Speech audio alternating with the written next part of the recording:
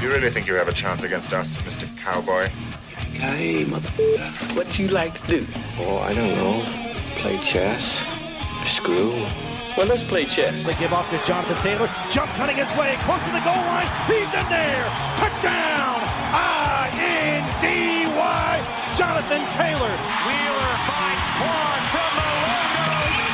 Here's Halliburton into the front court. Mishandled it, but gets a shot. Hits it. Hits it. John, I have never been better to be on the air with you here in Indianapolis, a place where so many of my dreams have come true. The Ride with JMV on 93.5 and 107.5. The Fan. Hey, how we doing on this Friday? Thank you for joining us. It's weird. It's a weird feeling being in this studio on a Friday. I like seeing everybody around here, but I would rather be out. There's no doubt about that. Last week, we had a spectacular time, myself and Lindsay Monroe of Channel 13 at Rally House up on the northeast side in Castleton. But alas, today on this Friday in studio, that, however, will all change. I shall explain.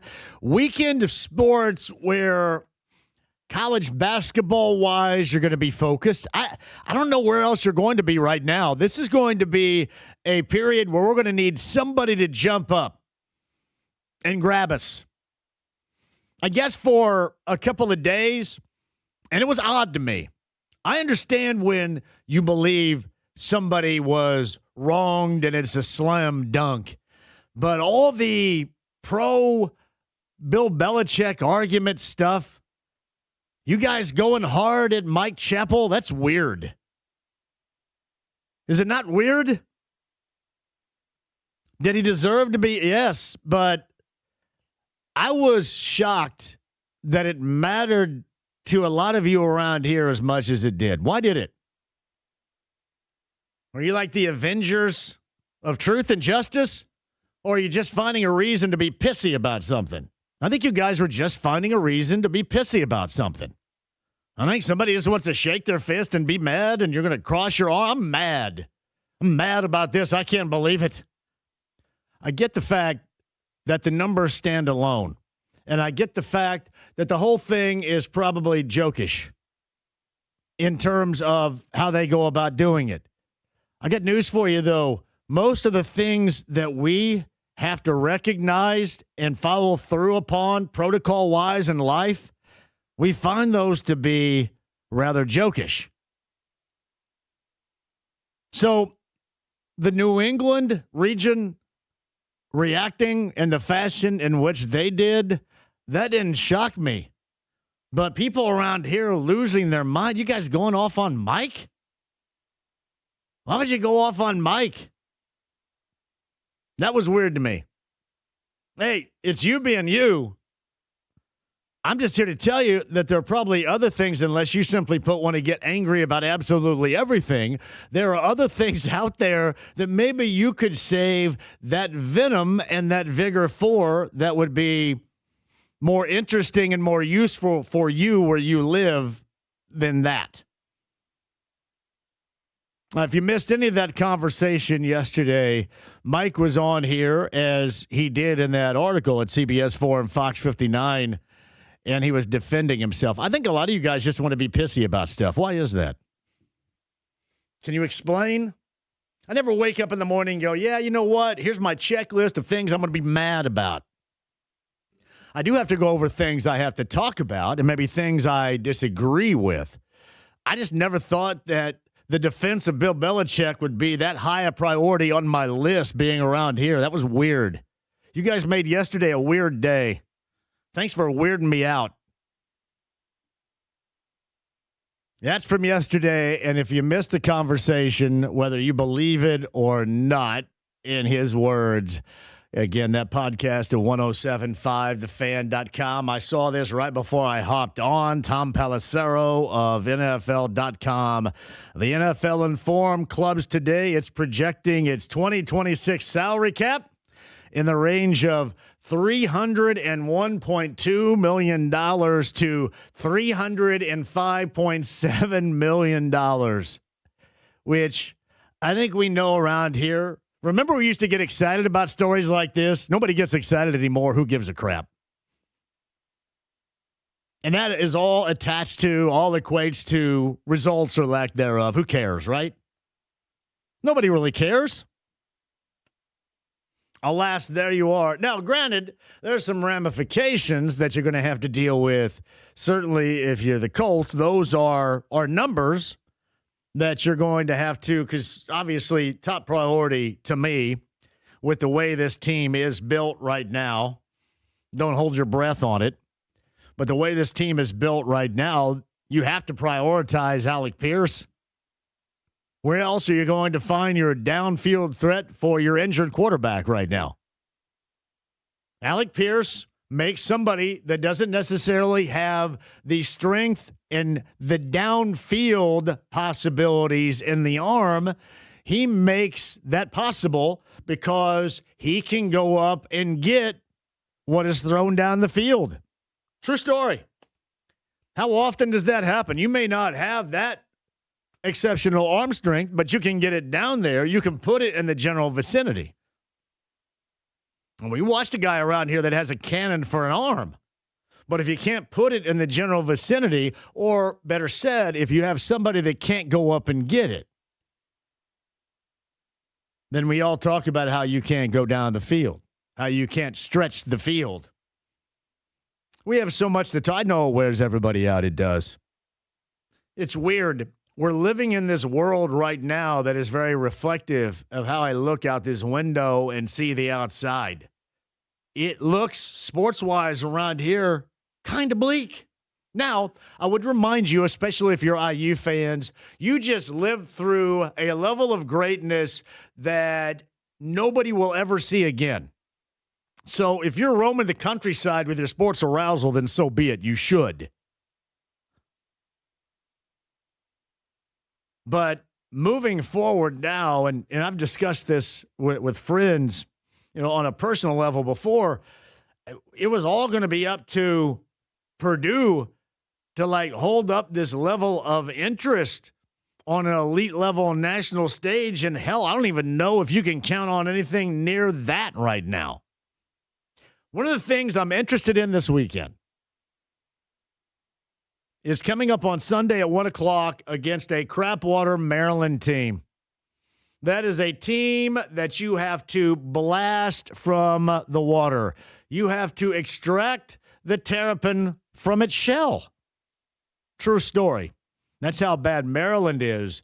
But even more so, Purdue, you're losers of 3 consecutive, and you got everybody questioning your situation right now, by the way, including your head coach. This is where things get interesting. You've always just kind of leaned back with the expectation 2 years ago, for example, that you could just jump on the shoulders of Edey and ride that thing to a national championship game. A year ago was the evolution, which is already underway, but the evolution of Braden Smith, and you take the number 1 seed in Houston to the absolute brink.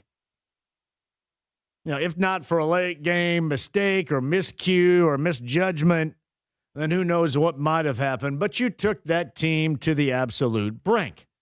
So the last 2 years, expectations have been lived. And I know that this is a small sample size, and I realize you still have a lot of the season to go, but I also want you to understand how many stinking times around here do we talk about the moment and there's still time? That is like an ongoing theme with the Colts, the moment and there's still time, because we discussed the moment and it's crappy, but there's still time to uncrap yourself. And then ultimately what happens? You never uncrap yourself. So I've always been somebody that has been a little bit more forthright in living in the moment, and you got to go ahead and grab that and as quickly as possible, expedite the process of turning things around. You always have to wait till the last minute. No. Everybody always looks at the schedule and how many games you have left or how difficult the schedule is, how perceived as easy it is. None of that matters. Get back on track as quickly as humanly possible. And to me, that's where this Boilermaker team is starting at 1 o'clock coming up on Sunday. Show us that this is a blip on the radar, as many would. Well, you know what? It's just a long schedule and a long season, and that's just a blip on the radar. My God, have I heard that before. And that's why the Colts in this situation, they wear you out, because you hear this so much. And now you're used to the fact that, yeah, you know what? It's not just that blip on the radar. This is a major malfunction.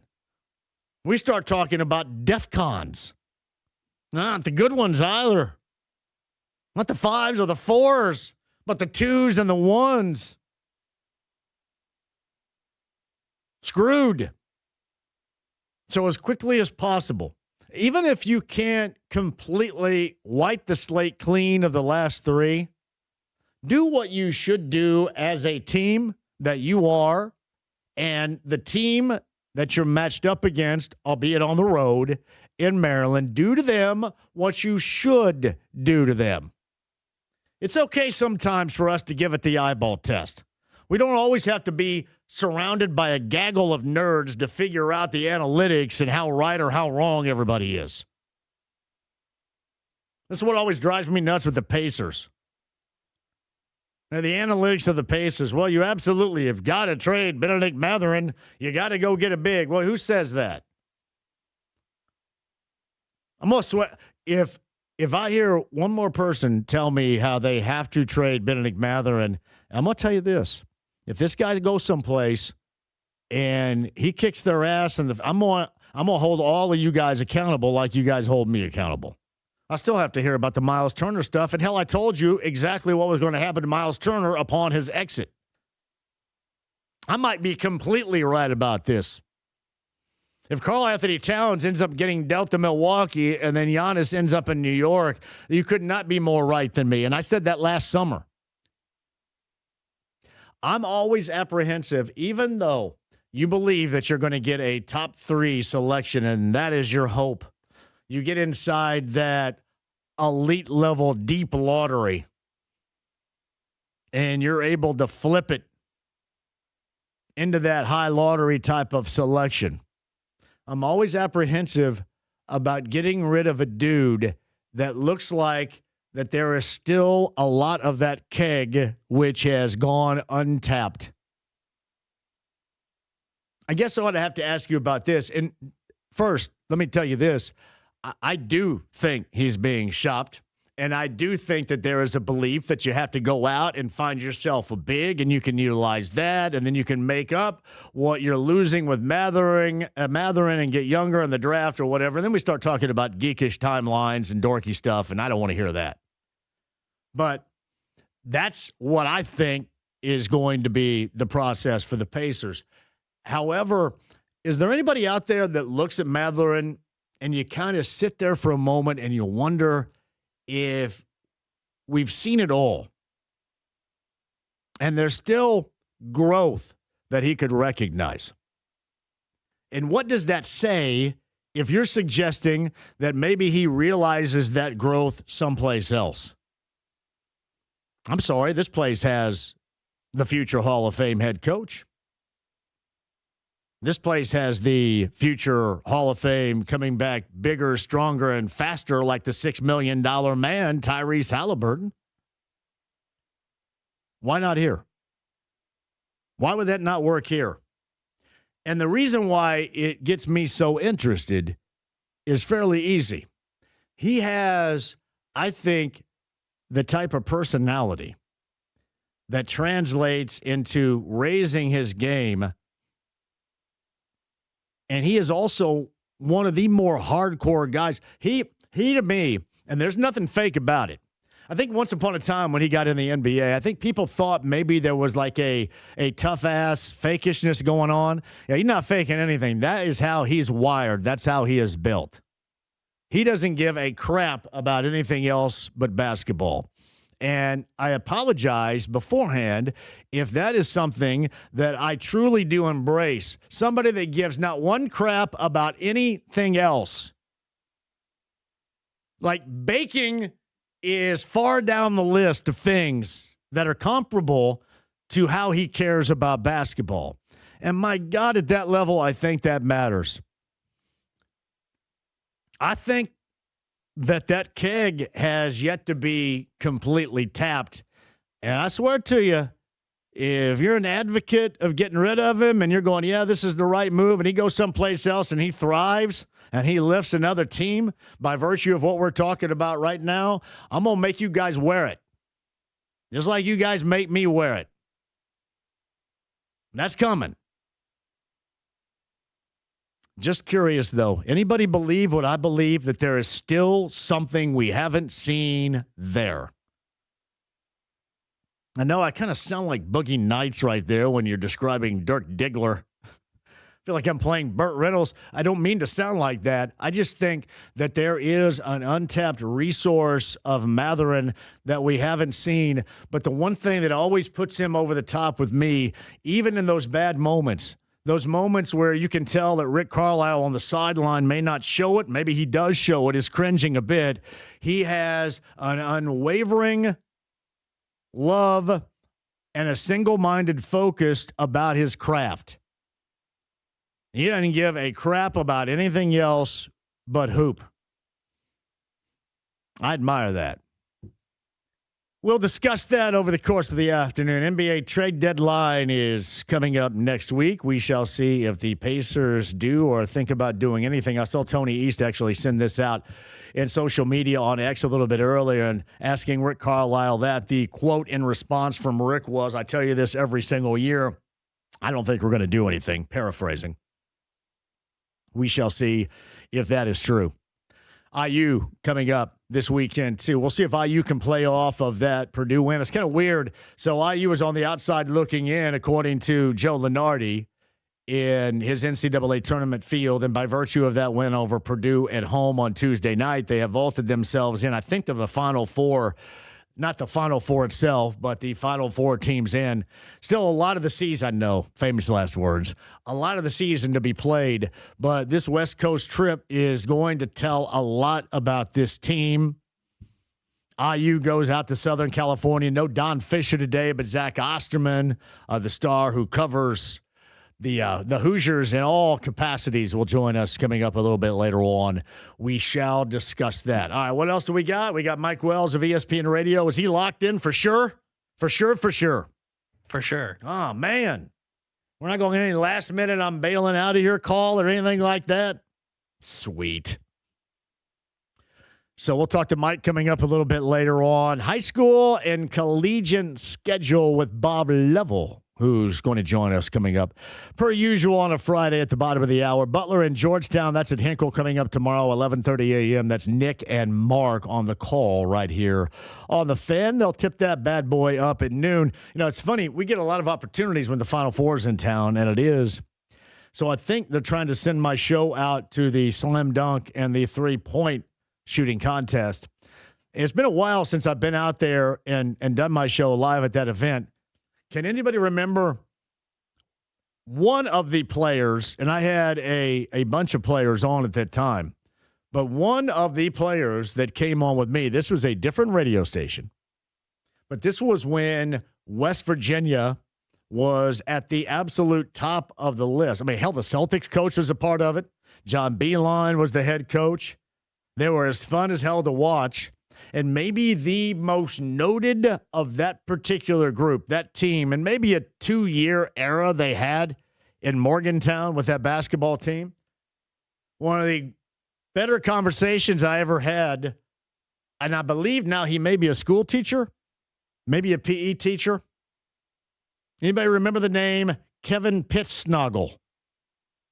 James is there thinking, wait a minute, what hard rock band is that? Am I going to see him down in Louisville at Bourbon and Brews or whatever that is down there? No. Kevin Pittsnoggle was the pivot, the big man back in the day. He's not coming on the show or anything, but I recollect the fact when I was at Hinkle for the slam dunk, and I can't remember what year this was. It had to be 06 maybe. Was it the same year when we had the tornadoes downtown during the Final Four weekend? I was trying to think what all entailed that particular Final Four weekend, James. If I'm accurate about this, we had tornadoes that hit downtown. if I'm accurate about this, we had Kevin Pittsnoggle on the show. If I'm accurate about this, I did my show for the other station live from a tent, which was down across from where Ike and Jonesy's used to be. But there was a tent, and Fox Sports Radio at the time did all of their shows, and Tom Crean was actually the coach of Marquette, and Tom Crean was a part of the Fox broadcasting crew and was in that tent. And I had to broadcast after them in that tent. It was the same engineering crew that set us both up. But what was amazing about it is you had a concert going on inside that tent when we were on, and it was headlined by why can I think of All Lit Up Again right now from the 90s. See, now I just led 2000s. And Crazy Blank. Come on. Buck Cherry? Buck Cherry. God. I'm sorry. Buck Cherry, Everclear were the two bands in there. But most noted from that particular event was I found myself on the Buck Cherry tour bus afterwards. And I'm telling you, I consider myself fun-loving as hell, but that was way, way over my head. Way over. Little intense for Johnny? It was All Lit Up Again is not just a song. It was going. There was a little bit of everything right there. I thought I was walking down a street in Amsterdam. Go, wait a minute, I'm on a bus. Was there a fine smoky haze in the I go, what am air? I? Yeah, some guy goes, yeah, man, this is the bus, and this is where we all are. And I can't remember the lead singer's name. But, yeah, he was having a hellaciously awesome time. Josh Todd? Might be. I've had like 2,000 rock band lead singers. I've had some issues with them in the past. I mean, it was interesting going on that bus, but I was the last person at that moment that needed to be on that bus. I've experienced a lot of things, but being on the bus with Buck Cherry was one of the wilder ones. So we do have a lot of stuff planned. Final Four as it approaches in the month of March around here, and I cannot wait to get out with you. Yeah, we'll probably still have about 5 inches of snow on the ground. This stuff is not going to melt seriously until April Fool's Day. Have you guys seen the mountains? It's funny. I actually sent out on X and on Facebook, there was a picture of the first photographs of the icy mountains of Pluto. And it looked like the Walmart in Greenwood parking lot. Exactly like it. I thought, I can't tell the two apart. It's going to be around here forever. Is it not going to be above freezing for another week and a half or so? At least that. And it's going to be 35 degrees in South Florida? I didn't see that. I saw that. I think it's going to be like 30-some degrees in Miami. I didn't see us getting above freezing for at least 2 weeks. See, and I know a lot of people would say, I have friends that are down there vacationing, they're snowbirds, and ha, ha, ha. I don't think there's a damn thing funny about that. That means we're all messed up. Can't be any 35 degrees down central, southern Florida. Come on now. All right, quick break. We shall return. What else do we got here today? The passing of a legend. This was shocking news. The passing of Catherine O'Hara James. Do you know who Catherine O'Hara is? Oh, yeah. Home Alone. She was in, what else was she in? What the hell was that show that I watched that I never could pronounce accurately, which could be anything? Well, there's one where I'm not exactly sure if we're allowed to say it on there. The Last of Us. Oh, The Last of Us. Yeah, there's that She one. was in The Last of Us. Was she I in think that she one? was in this past season. She was in Beetlejuice, too, wasn't she? She was in Beetlejuice, most noted from Home Alone. If memory serves, she was a member of SCTV, which is the Canadian equivalent back in the late 70s and early 80s of Saturday Night Live. And that's where Eugene Levy and John Candy and Rick Moranis and personalities like that started. SCTV. I believe, if memory serves, I believe she was a part of that too. She was, Home Alone. Catherine O'Hara has passed away at the age of 71. And I've never seen the Blanks Creek that you're talking about right there, too. That's pretty good stuff, though, from what I hear, right? I know a lot of people that really like it. Yeah, you guys are all watching new stuff, and I'm watching the Brady Bunch still. That's just how nuts I am. R.I.P. and a sky point to the legendary Catherine O'Hara, who passed away at the age of 71 today. Quick break. We shall return. It's Lovell, bottom of the hour. Osterman, top of the hour. Mike Wells, bottom of the 4 o'clock hour. Absolutely nude we are coming up in the 5 o'clock hour. So we'll get naked together in the 5 o'clock hour and have you guys call in at 239-1070. We have got the text line, which is wide open right now at 317-239-1070. Email address is jmv1075thefan.com. AAA Membership Lounge via YouTube Live. Since the snow is going to be unmelted basically until April Fool's Day, make sure that AAA has your back on the open road. Download the AAA app to your smartphone today. Hit that button, become a member, and somebody's got your back. You're not going to have to call your neighbor or your mom or your dad or your uncle or say, help me, I'm stranded on the side of the road. AAA's got your back, especially this time of year. It's necessary. AAA.com. That's the AAA Lounge via YouTube Live. Don't go anywhere. Bob Lovell's on the other side. This is 93.5 and 107.5 The Fan.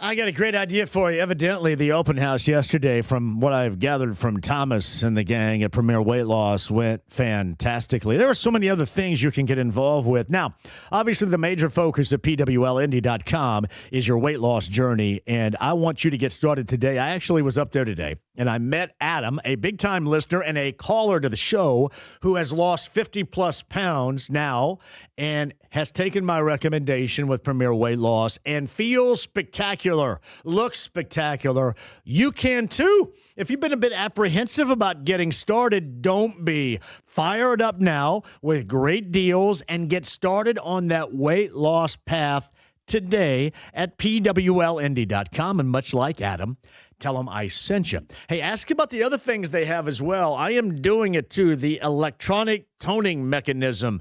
That is awesome, and it works. Ask about that, the Botox treatments they have, and so much more at Premier Weight Loss. That is PWLindy.com. I'll also tell you this, for Valentine's Day, this is a great gift-giving idea for your significant other. Check it out.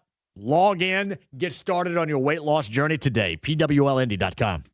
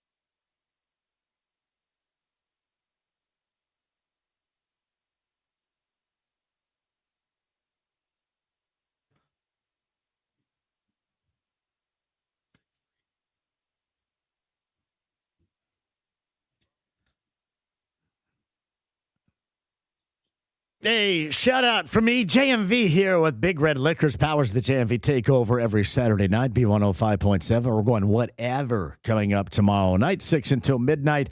Great deals you can find in 100-plus locations. There's one near you, BigRedLiquors.com. Hey, speaking of the JMV takeover, your double shot power provided by High Noon Hard Seltzer. Right now, 8 packs. You're going to save a couple of bucks off of that if you're digging on High Noon. That is where you go for it right there. How about you and your Corona? Or as I mentioned before, are you going low-cal beers? I'm low-cal beers right now. I love me a little bit Michelob Ultra. They have that. Great deals right now. But give this a try and then tell me what you think. Modelo Oro.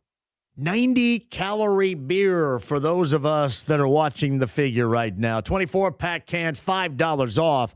Bottles, too, a couple of bucks off you're going to find in case form at Big Red Liquors. All getting you fired up for the weekend. And the JMV Takeover, they power the JMV Takeover for Saturday night. B105.76 until midnight for the location nearest you. And even more deals that I just explained. It is very easy to find them right now. Log on to BigRedLiquors.com.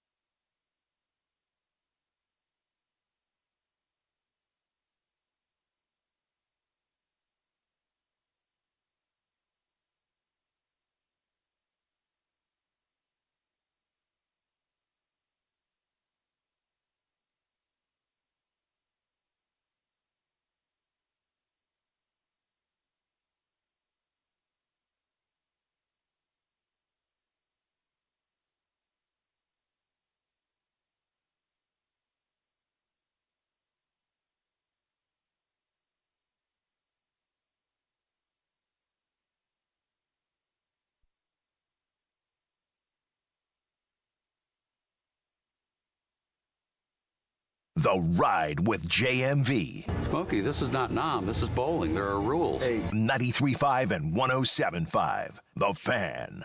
Crank it up, James. I was on this tour bus. I want to say this was '06. Nah! That's exactly how this tour bus was. I never felt as out of place in my life. The lead singer is Josh Todd. James, as you brought up. So Jeremiah Wheatley sent me a picture. I'm shocked that I was actually on any sort of bus with a guy dressed like that. Have you seen Josh Todd? I have not, no. Now, I would fashion myself now, and I own this. I am, and have been now for the past year and a half, I am transforming into a tremendous douche. Now, this is true. And I'm like in avalanche mode right now. I can't stop it. I try, but I can't. I just find myself out, and I'm looking at skinny jeans and V-necks. Yeah, it's like I don't know. You think if I was hypnotized, I could get out of this douchey nature? Because that's where I am right now. I mean, don't we run ads for hypnosis on here, don't we? Is that Mark Patrick? Yeah, Mark Patrick. The one I used to work with. No, seriously. I need something. I'm V-neck, skinny jeans, sunglasses, looking at what am I doing? You ever seen the moment in Loverboy with Patrick Dempsey? I shouldn't mention that because Patrick Dempsey has a new show that's on Fox right now. Of course, Grey's Anatomy, McDreamy, whatever. But Patrick Dempsey had a movie back in the late 80s called Loverboy. And if you remember what Patrick Dempsey started out being just kind of your average dude, and then he became a gigolo. And when he was going through his gigolo phase, he also started acting like a douche. And that's me right there. I don't look anything like him, but that is me in a nutshell right there. Like you saw me the other day when Ray from Telemundo walked down the hall and he's wearing a fur coat. I didn't know. I was caught between going, ha, wow, or going, man, I should be in that. Were you really wanting that coat? I saw him in the coat the other day. I thought it was a damn grizzly bear coming down the hallway. That is a expensive looking coat. He said, "I heard you like my coat." And he sounds like he's got this accent like he's Ricardo Montalban. I feel like I'm on Fantasy Island whenever I talk to him. I love that guy. That wrench Corinthian leather. Yes. I love him on Telemundo, man.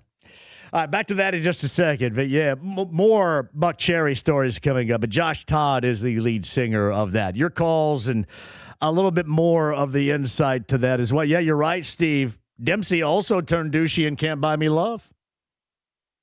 Coming of age to douchiness for Dempsey back in the late 80s. Sandy Moore Automotive Group Hotline. Bob Lovell, Indiana Sports Talk's busy this weekend. Hello, Bob. How are you? John, I'm confused. I can't tell whether you're douchey or whether you're a gigolo. Which is it? I don't know. You're very reminiscent because I've noticed. Have you noticed this as well, Bob? There is nobody that is more reminiscent of the most interesting man in the world commercials than you. Like you are. No, seriously, you play that role better than the dude in the commercials, pal. Well, you do. Thank you. Thank you very much. I love sitting there listening to. That's a heck of a dilemma you have right there, John. To be douchey or to be, I don't know, a gigolo. That's a hard one to call. Bobby, there's a problem. I need, seriously, I need douchebaggery intervention right now because I'm down the wrong path. Seriously. And I feel good. I think the first step to getting clean on this is for me to admit where I am, and I readily admit where I am. Sure. Yeah, there you go. Just come over to Franklin and hang out with me for a few days. I don't know if you would help me out because you look like the most interesting man in the world. I think, you'd be contributing to the delinquency and the douchery of me. I'll do my best. I mean, we're friends. I'll help you all I can. Hey, I want to give a quick shout because we've now ended the regular season for the girls, and it is a group that I know very well, and I've known a lot of them since they were really little girls. The Center Grove girls in their regular season at 22-0. Yeah, that is outstanding. And the Gilliard girl, I think she is going to Davidson, has carried a lot of that particular load, shouldered the production offensively load. She has been, to me, as good as anybody, which means if you're going to hand out Miss Basketball, I would suggest she be the front runner right now. Is that true? I think that's a nice, safe bet. I think that, the amazing thing is we know how successful Center Grove football has been. They've also won state championships. It's not the only sport they've won state championships in. It's kind of neat to see the girls make the run they're making. And a personal note for me, my first job out of college was teaching ninth grade English at Center Grove Junior High. And so I always have a fond spot in my heart for what's happening. And it was much different when you were there than it is now. Oh. It's like Carmel Junior now compared to being to being like Martinsville Junior back then. Yeah. It was one of the most fun experiences I ever had in my life, and it's a different world. It's an incredibly different world. But no, I think they've had a great year. I think what it does, I think to how balanced things are in girls basketball and boys basketball for that matter. But you're looking at Center Grove ranked number 2 for a reason. Pike is great. We all know that. Homestead's had a nice run. Warsaw, LC, you always have to think about LC. Hamilton, Southeastern. How about my Quakers? Yep. Those. So you got a lot of. You got some notable names on that Quaker squad over there with the girls that are playing well too, don't we? Michael Minster's well represented. The Minster family is well represented. So we always root for the Quakers whatever they're doing. Well, it has been a fantastic season. I should mention, too, because Blake attended there, just how well Ron Colley and those ladies are playing with Coach Sims and the gang over there. They hold a place in my heart near and dear because I like them as much as a group as I liked anybody else. And I know a lot of those girls when they were younger, and now they've grown into high schoolers and playing at a high level. That's cool to see. Yeah, it is. I mean, obviously with the personal touch you have there, it absolutely is. But that gets started next week. Big weekend. This weekend, obviously, you're trying to win some games and get some momentum going into it. And still question marks, I think, on some of the rural schools and how much will be played this weekend, John. You probably know better than I do what's going on. Well, I don't know if they will. I don't know. Is there criteria behind this that if you don't go to school, you can't go and play? Because it was like the Wild West when I was in school. We'd have snow days, but still, it doesn't matter. That's not going to stand in the way of a basketball game. And I don't know if those factor in rules-wise any longer. I think it's school by school, and it's just, sometimes if you're in a rural school, hard to get buses to you, hard to pick people up. You're concerned about, the safety of the kids. So it's just going to get interesting to see who's playing and who's not playing. And then that then cascades into when do we reschedule? How can we reschedule? So that's life in Indiana during the basketball season. Now, like I said, Jason Sims doing a tremendous – by the way, do you know the high school in which Jason Sims graduated from back in the day? I do not. Oh, Bob, this is glorious. Are you ready? He was one of the most prominent Emnitz Eels of all time right there. I love it. How about that path from Emnitz? Yeah. Emnitz to Roncalli right there. Emnitz, their gym's called the Eel Dome, and when I was coaching at Franklin College, I was their speaker at their banquet. I was made an honorary eel. It's one of the greatest honors I have, one of my most cherished honors, honorary. So I have some familiarity with the Emnitz Eels. Love that too. Having a great, and he's just they are all over there great. Coach Lauk and the gang over there, and Jamin. Yeah. I've known Jamin for a number of. I used to beat the crap out of his little brother in basketball all the time over at Prairie Meridian, so I know the Warnickies. Although his dad, Jim Warnicki, is an outstanding player that played at UIndy or University of Indianapolis, Indiana Central back in the day. Yeah. Coached against him. He was a tremendous player, better person. Yeah. Not at all surprised that the Roncalli program is doing what they do because it's in his DNA. All right, enough of my South Side allegiances right here. Who else are you going to eyeball this weekend, both boys and girls? And certainly the girls are on the verge of starting one-and-done play in the sectionals next week. Well, I think, you're at a time now where it really things get because you're in it. You're playing Friday, Saturday, Tuesday, whatever, and all this until February. And so it gets to be really interesting. I just think that, again, as I talked about with the girls, there's so much balance. There's so much parity, if you will, in the polls and see what people are doing. Fisher stays on number one. Being down here, we don't know much about Crown Point, but they are legit. They are a really good team. It's a heavy senior class represented team playing like you would expect a group like that who's been together for a while. How can you not love my beloved Quakers? They're ranked number 3 in the 4A poll. Luke Ertl and his teammates at Mount Vernon are having a fantastic year. I know you love Lawrence North. I do. Carmel. Maybe one of the surprises might be Northridge up north. They're playing well. I think if you ask me for a surprise team, it would be Portage. Tony Donahue, your pal, my pal, Tony Donahue. Yes. Portage is undefeated, and they're just winning basketball games every weekend. Ben Davis is playing better. You got South Bend, Riley, here up north. You got some parity, obviously, around the state. I'm not sure if I have a favorite other than Fishers, and I think not winning the championship a year ago has served as their motivation throughout the year, and they are loaded. They're incredibly well coached. We all know that, and so those are teams you have to pay attention to without question. Hey, Bob, in closing really quickly here, his father has been a longtime friend of mine, and I grew up with him. That'd be J.B. Neal that played in college at Longwood. And his son, Blake Neal, is a standout at Bloomfield. I believe just became an over 2,000 points in his career scorer. Where are they talking about he may end up at the next level collegiately here. Do you have any idea? Has anybody discussed that? Really, because he appears to be one of the better players for the boys across the state of Indiana this year, senior-wise. I just know that they're good. Bloomfield's good, ranked in the top 10 in single A. No surprise there.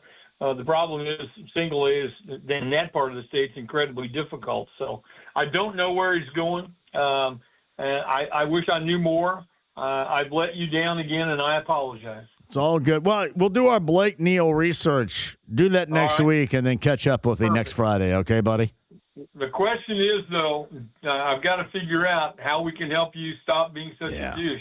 So I need that's my challenge. I'm going to work on it. Douchery intervention is what I need from you down in Franklin. All right, pal, I got you. Indiana Sports Talk tonight, tomorrow night, Network Indiana affiliation across the state. Bob Lovell's on the Andy Moore Automotive Group hotline. Always a pleasure. Have a great weekend, Bob. Thanks, John. And you too. Thanks. Bob Lovell on the Andy Moore Automotive Group hotline. Nikola Jokic back tonight. 16-game knee injury absence. The big fella is back. Yeah, no, I'm kind of in a spot right now with Blake James where I'm watching a lot of NHL because he's got me watching the Montreal Canadiens. That's weird, I know.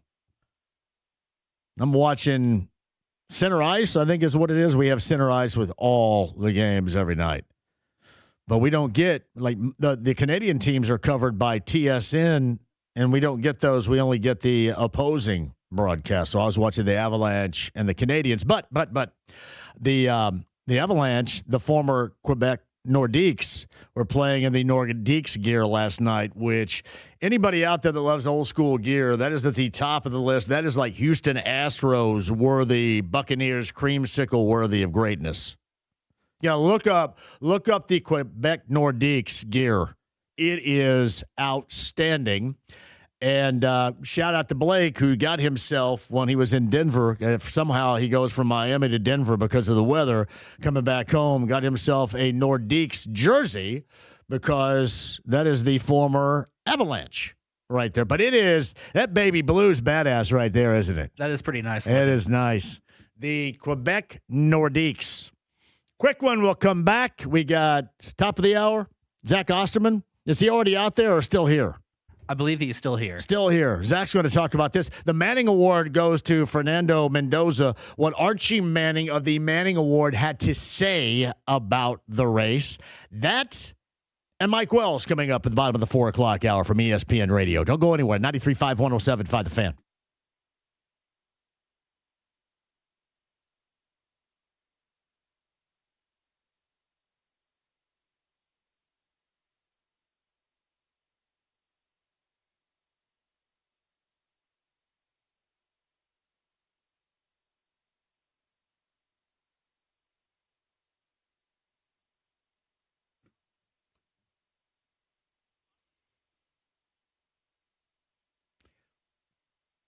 Can I give you a quick shout out here? Of course. Destination location. Start on the north side tonight. Clearwater Crossing. TVs everywhere. Happy hour specials going on right now. Take full advantage of that. Man, you're getting out of work. Let's chill and make sure that you're always on top of everything with all the TVs and entertainment. You have live music. The District Tap, Clearwater Crossing tonight. And then, of course, downtown. The downtown location tomorrow. Post up there before the Pacers play. Come out after the Pacers game. And then post-game it there. It is absolutely perfect. That is the District Tap. And Michael set it up that way, too. You are entertainment overload with damn good food, great happy hour specials, and so much more. To check out both locations and what they have to offer, find it online right now, thedistricttap.com.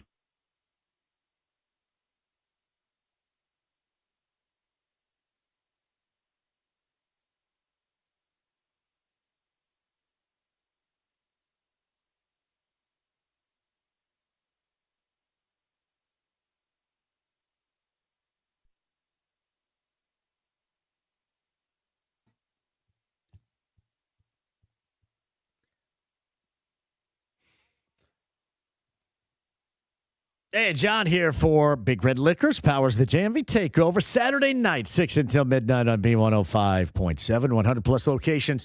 One near you can find the great deals and more at BigRedLiquors.com. Let's start right here. Jack Daniels, 100 milliliter, 2 for $7. Have you checked out the Jack Daniels Blackberry yet? That is nice. I'm normally not a flavored whiskey, but I can get down with little JD Blackberry. Give that a try. I was guessing, too. I was guessing that if you flopped a little bit of Sprite Zero into that, it is incredibly refreshing. And probably, again, you're drinking responsibly at home, presumably here. It can get you where you're going in a nice, easy manner. That goes down smooth. That is Jack Daniels Blackberry. Hennessy Cognac. Also find that at the best deals of the year. And Fireball also on the agenda. You can find that and you can save big. Yeah, by the way, too, Maker's Mark 101 750s, $10 off. Four Roses small batch 750s, $5 off. Beam also on sale right now. Got you covered this weekend. It's Big Red Liquors, powers the JMV Takeover every Saturday night. B105.7, 6 until midnight for the deals and the location nearest you. Check it out online, BigRedLiquors.com.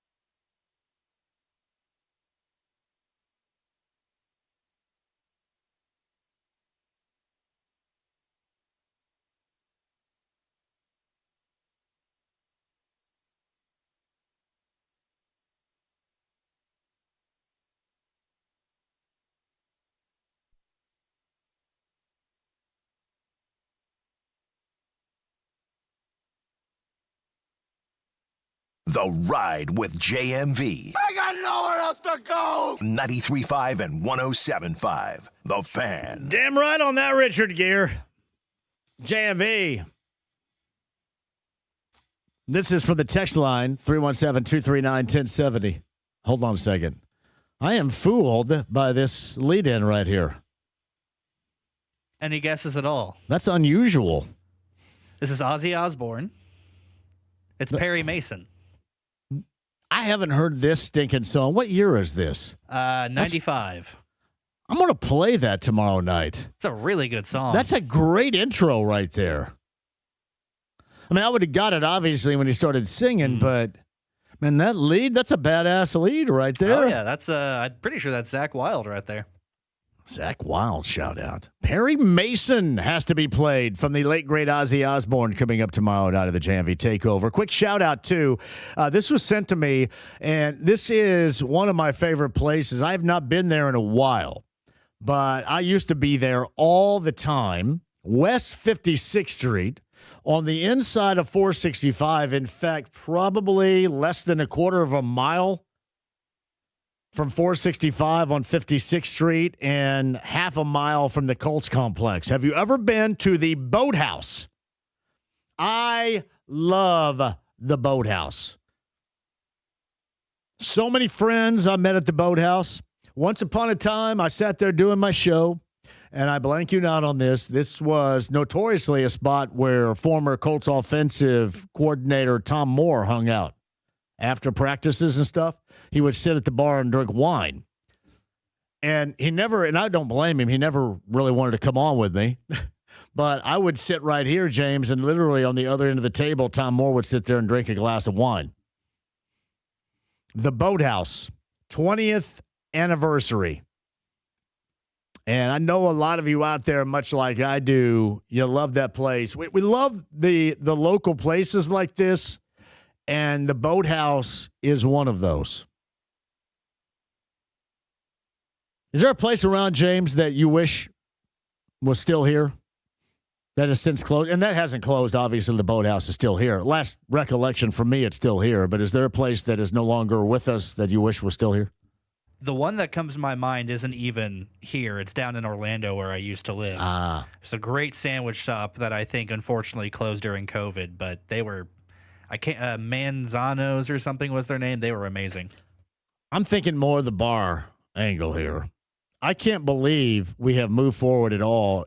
Does anybody agree with me right now? We need Ike and Jonesy's as bad right now, or the peppermint twist as bad right now. Or I'll give you another one. West Siders, you know what I'm talking about here? I know you have the West Side Pub over there. I love that place.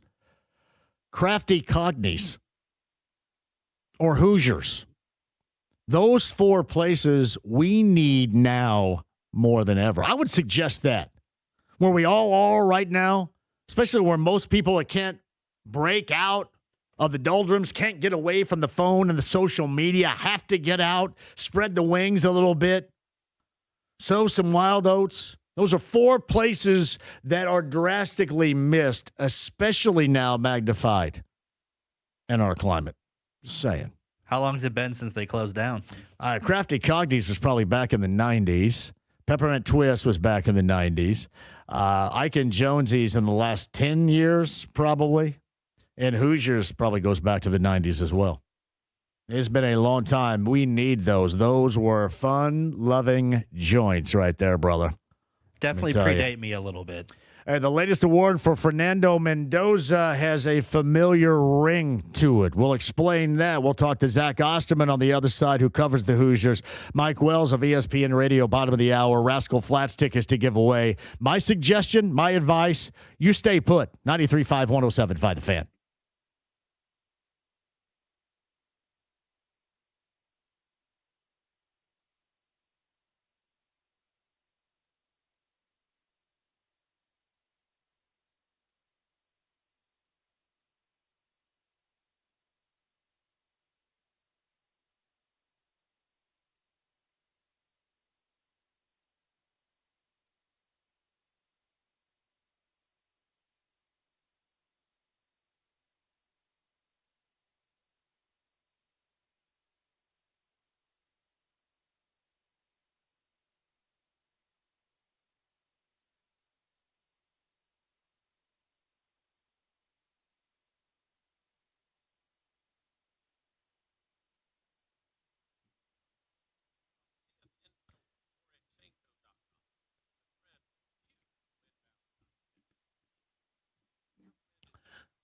Hey, John here for the best. If you're looking for a new vehicle, my friend Eric Wilson, Andy Moore Buick GMC, 131st State Road 37. That is in Fishers, Indiana. Ask today about the deals that can get you that new set of wheels, and I mean expeditiously. Translation, right stinking now with the best deal you're going to find. The inventory and those coupons that I talk about, those are incentives to buy. Those programs exist, can help you out in the payment category. Service after the sale, the life expectancy. Raise the bar on that bad boy and thank me later for sending you to my friend Eric Wilson. This is important. Make sure you contact Eric and his fine staff. This is one-stop shopping. The car, truck, the vehicle buying experience, one-stop shopping at one place, state of Indiana. Andy Moore Buick GMC, 131st State Road 37 in Fishers.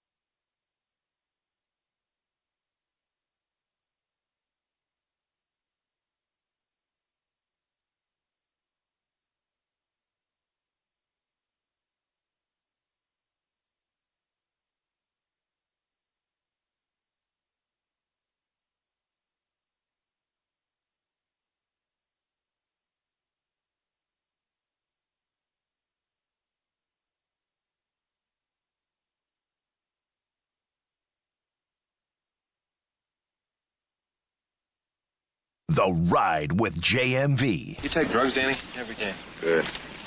So what's the problem? I don't know. 93.5 and 107.5. The Fan. Zach Osterman of the Star in just a second. Shout out to Hammer and Nigel, the incredible bad influences during a top-of-the-hour break for me. Doesn't take much either. The Manning Award, established in 2004, honors the best collegiate quarterback in the U.S., considering both regular season and postseason performances, guys. Fernando Mendoza is your winner of the Manning Award this year.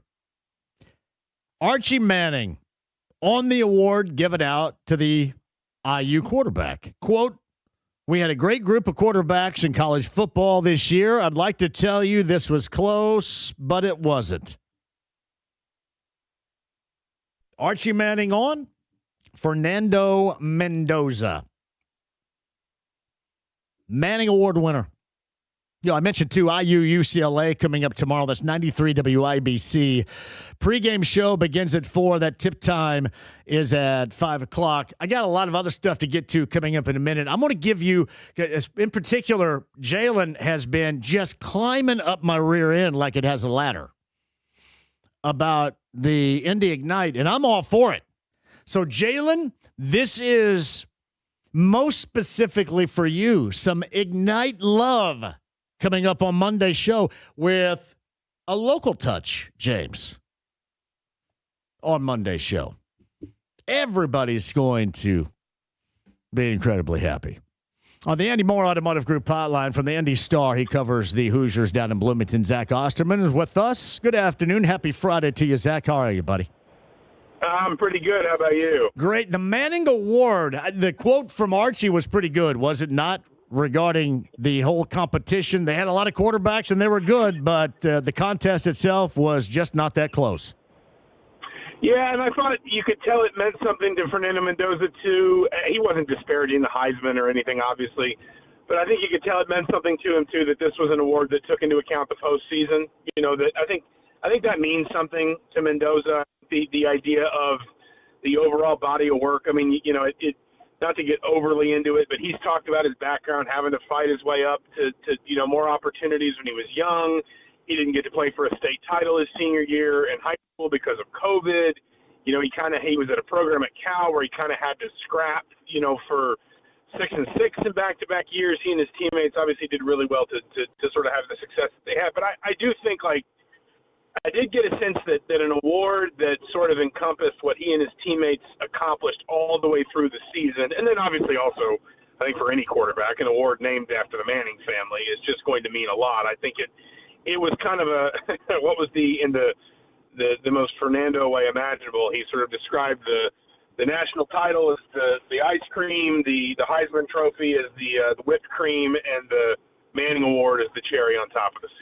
Yeah, Zach Osterman, and this obviously precedes you by a long shot. Back when the IU basketball team, Zach, went unbeaten in 1976, they couldn't go anywhere around Bloomington. Now, obviously, the scope and the viewpoint was much smaller because, media was not as prevalent. There was no social media, anything like that. But in and around Bloomington, those dudes couldn't go anywhere, and they were often, if not always, signing autographs, signing anything. I actually went to the Memorial Union when I was 6 years old. My grandpa took me and 3 of my friends, and we had the entire team, and I didn't have anything to sign, so my grandpa took off a big white Barney Miller clip-on tie and had everybody sign it.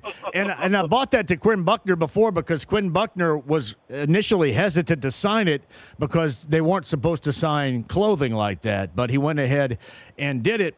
And I guess my question in all this, I remember how that was and how nonstop it was for that team, and it seems like it is the same with this group right now. You can't go a couple of days without learning that somebody from this team, if not multiple players from this team, are signing or appearing someplace in and around Bloomington or the state of Indiana. Yeah, no, I mean, it is pronounced, and I think that's, some of that is maybe the modern NIL structure, right? They have to make these NIL deals a little bit more legitimate. They've got to pass the scrubbing from the CSC and the Deloitte process, and so it can't just be here's $500,000 and you take a picture next to a truck and now you have an NIL deal with my with my chain of car dealerships. But there is also, a real demand for a lot of these guys, and you also you remember how many of these guys have already kind of scattered. I didn't ask where he was. I think Fernando might have been at his parents' house down in Miami. A number of guys that are going to be thinking about the NFL draft with this team are already going to be headed to Miami or LA or Dallas or, somewhere warm weather to start the draft prep. So you kind of got to get this in while you can. And then also for the guys that are staying who might have these NIL deals that you want to execute for this year, this is the time to do it, right? You'd rather them be posting up, signing autographs in late January than having to worry about that the week of a game or the week of the spring game or during fall camp. It's just kind of it is reflective of probably a lot of things at once. The core thing, what you hit on there, just the fact that there is an understandable demand for this team to interact with its fans because of what it accomplished. Zach Osterman of the Star covers IU athletics. He's on the Andy Moore Automotive Group hotline. So how many of the guys that we know from IU's roster will end up at the Combine here? Yeah, we obviously want to have Combine invites for a while. I think there's some that are going to be easy. Mendoza, Cooper, Surratt, Pons. Would be surprised if Aiden Fisher's not there. I would guess you'll see Mikael Kamara there. It's always a smaller list than I think people expect, and so there's probably going to be some guys left off of there. But at the same time, like you look at somebody like Kalen Black that may not have been necessarily a big-time NFL prospect coming into this season, had a great year, had a great postseason, and by all accounts has been having a really, really good Senior Bowl. You wouldn't be shocked if somebody like that maybe parlayed a really good November, December, January into an invite to the Combine. I forget what the record is. I want to say the record for Indiana is 4 or 5 players invited to the NFL Combine. I would be surprised if we don't, comfortably ease past that number. What year was that? What year was the record made for IU's football program? Yeah, the one that I can remember had to be sometime, and forgive me, this is one of those things I just don't commit to memory because football has never demanded as much of my attention as it does now. Right. But I want to say there was one of the Kevin Wilson years where they had like maybe four guys there.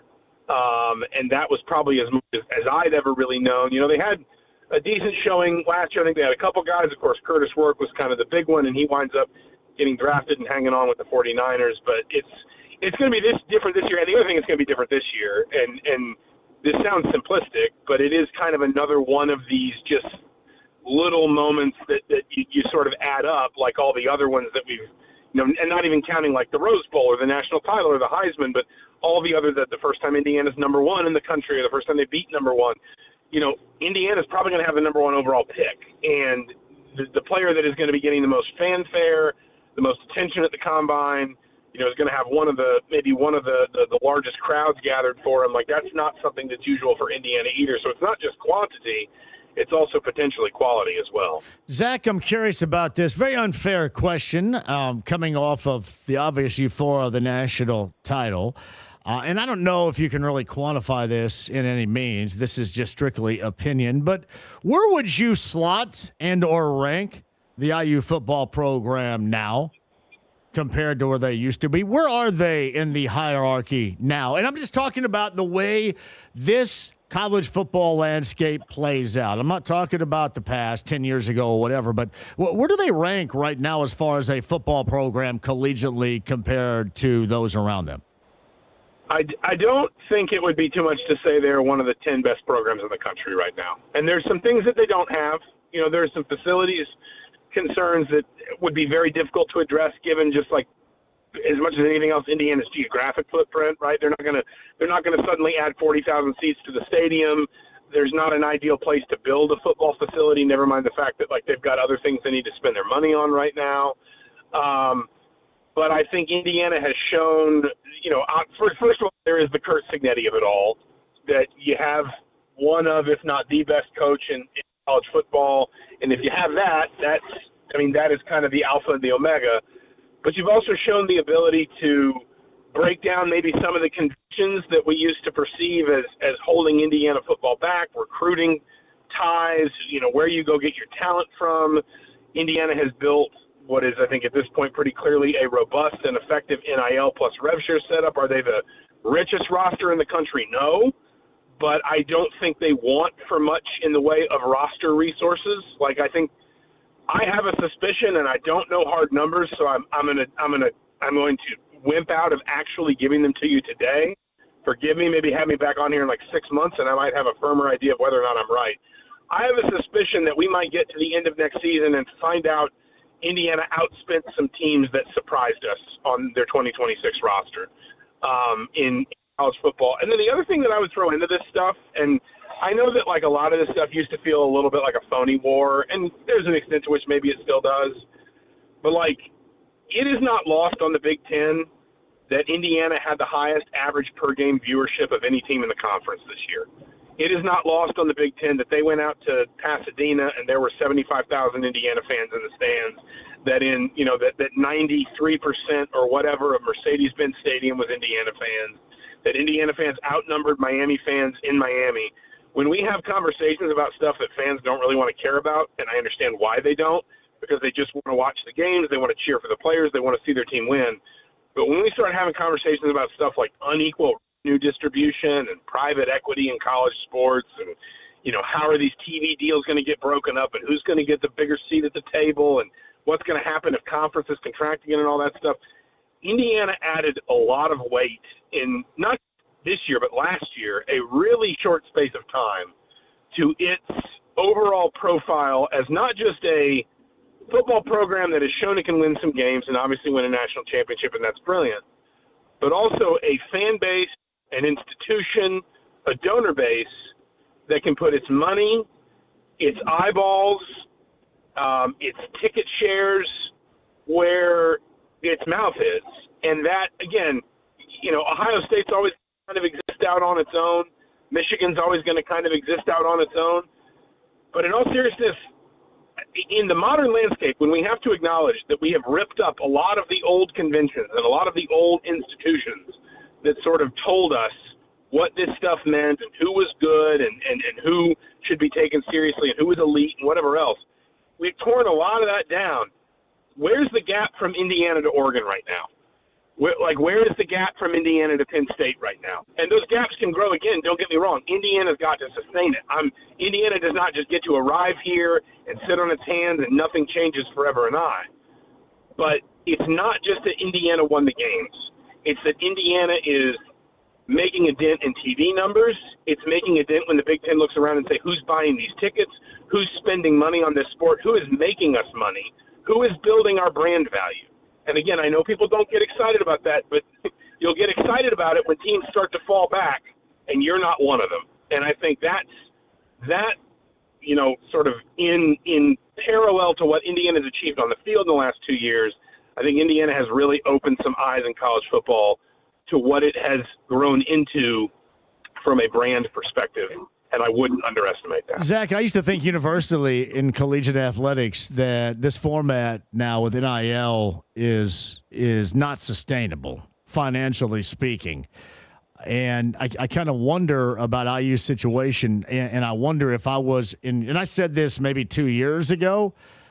Have I been wrong about that? Is this the way this has financial roots and then legs to it? Is this longer term sustainable as long as you're making, because there's money and you have the finances and the resources, but there also is somebody pulling the trigger on making the right selections to most benefit your team, and that plays the most significant role. But financially, is this thing sustainable moving forward?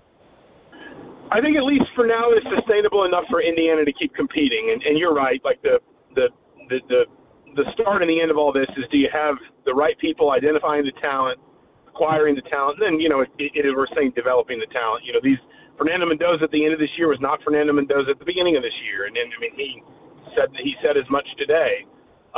So there is an element of this that is independent of the money and is much more about not necessarily how you spend it, but what you do with it once that spending has acquired the players that you need or you feel like you need.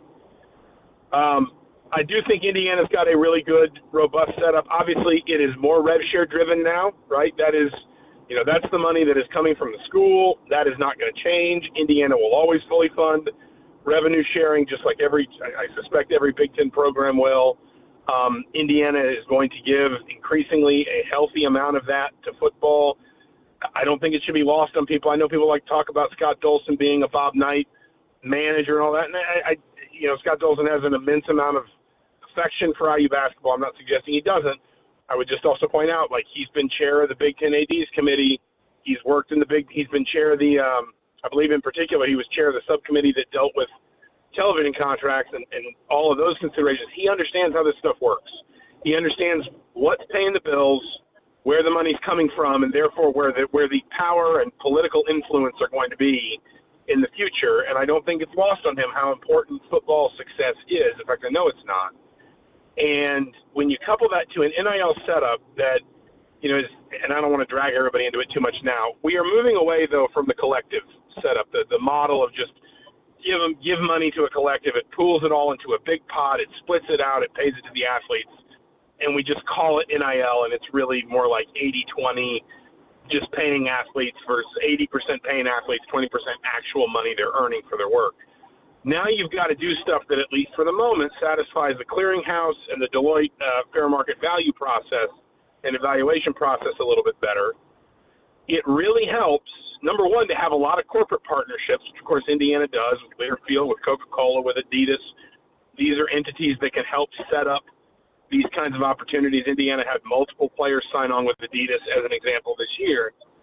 It also really helps when you win, because you can come back the next year and you can say, hey, we thought a fair market value NIL package for Fernando Mendoza was, I don't know, I'll just make this up, $2 million. And then obviously you get maybe another $500,000 in rev share. The school can spend whatever it wants out of its rev share budget. That's their call. But they can say, well, we thought $2 million was a fair market value package for all these NIL opportunities for a starting Big Ten quarterback with some pedigree and some experience. Well, the next guy you can say, and the last guy was a Heisman Trophy winner. He was a Manning Award winner. He was a national championship, a national champion winner quarterback. He was, Was he the offensive player of the game in the national championship, certainly I think in the Peach Bowl. The point is, now the NIL package, in theory, you can't guarantee these deals, but in theory you can say the NIL package should go up. You can go to the clearinghouse and say the same package for our next quarterback should be worth more money because look at all the exposure the last one got. And so winning begets winning, and success can beget success. To your point, it's got to start with the guy who's spending the money correctly and putting the money on the field where it needs to be. But the more success Indiana has, the more it can build on itself within what I think is a pretty robust and well-organized NIL setup. He is Zach Osterman of the Star. He covers IU athletics on the Andy Moore Automotive Group hotline. You brought something up, and I wasn't going to ask this question until you mentioned this.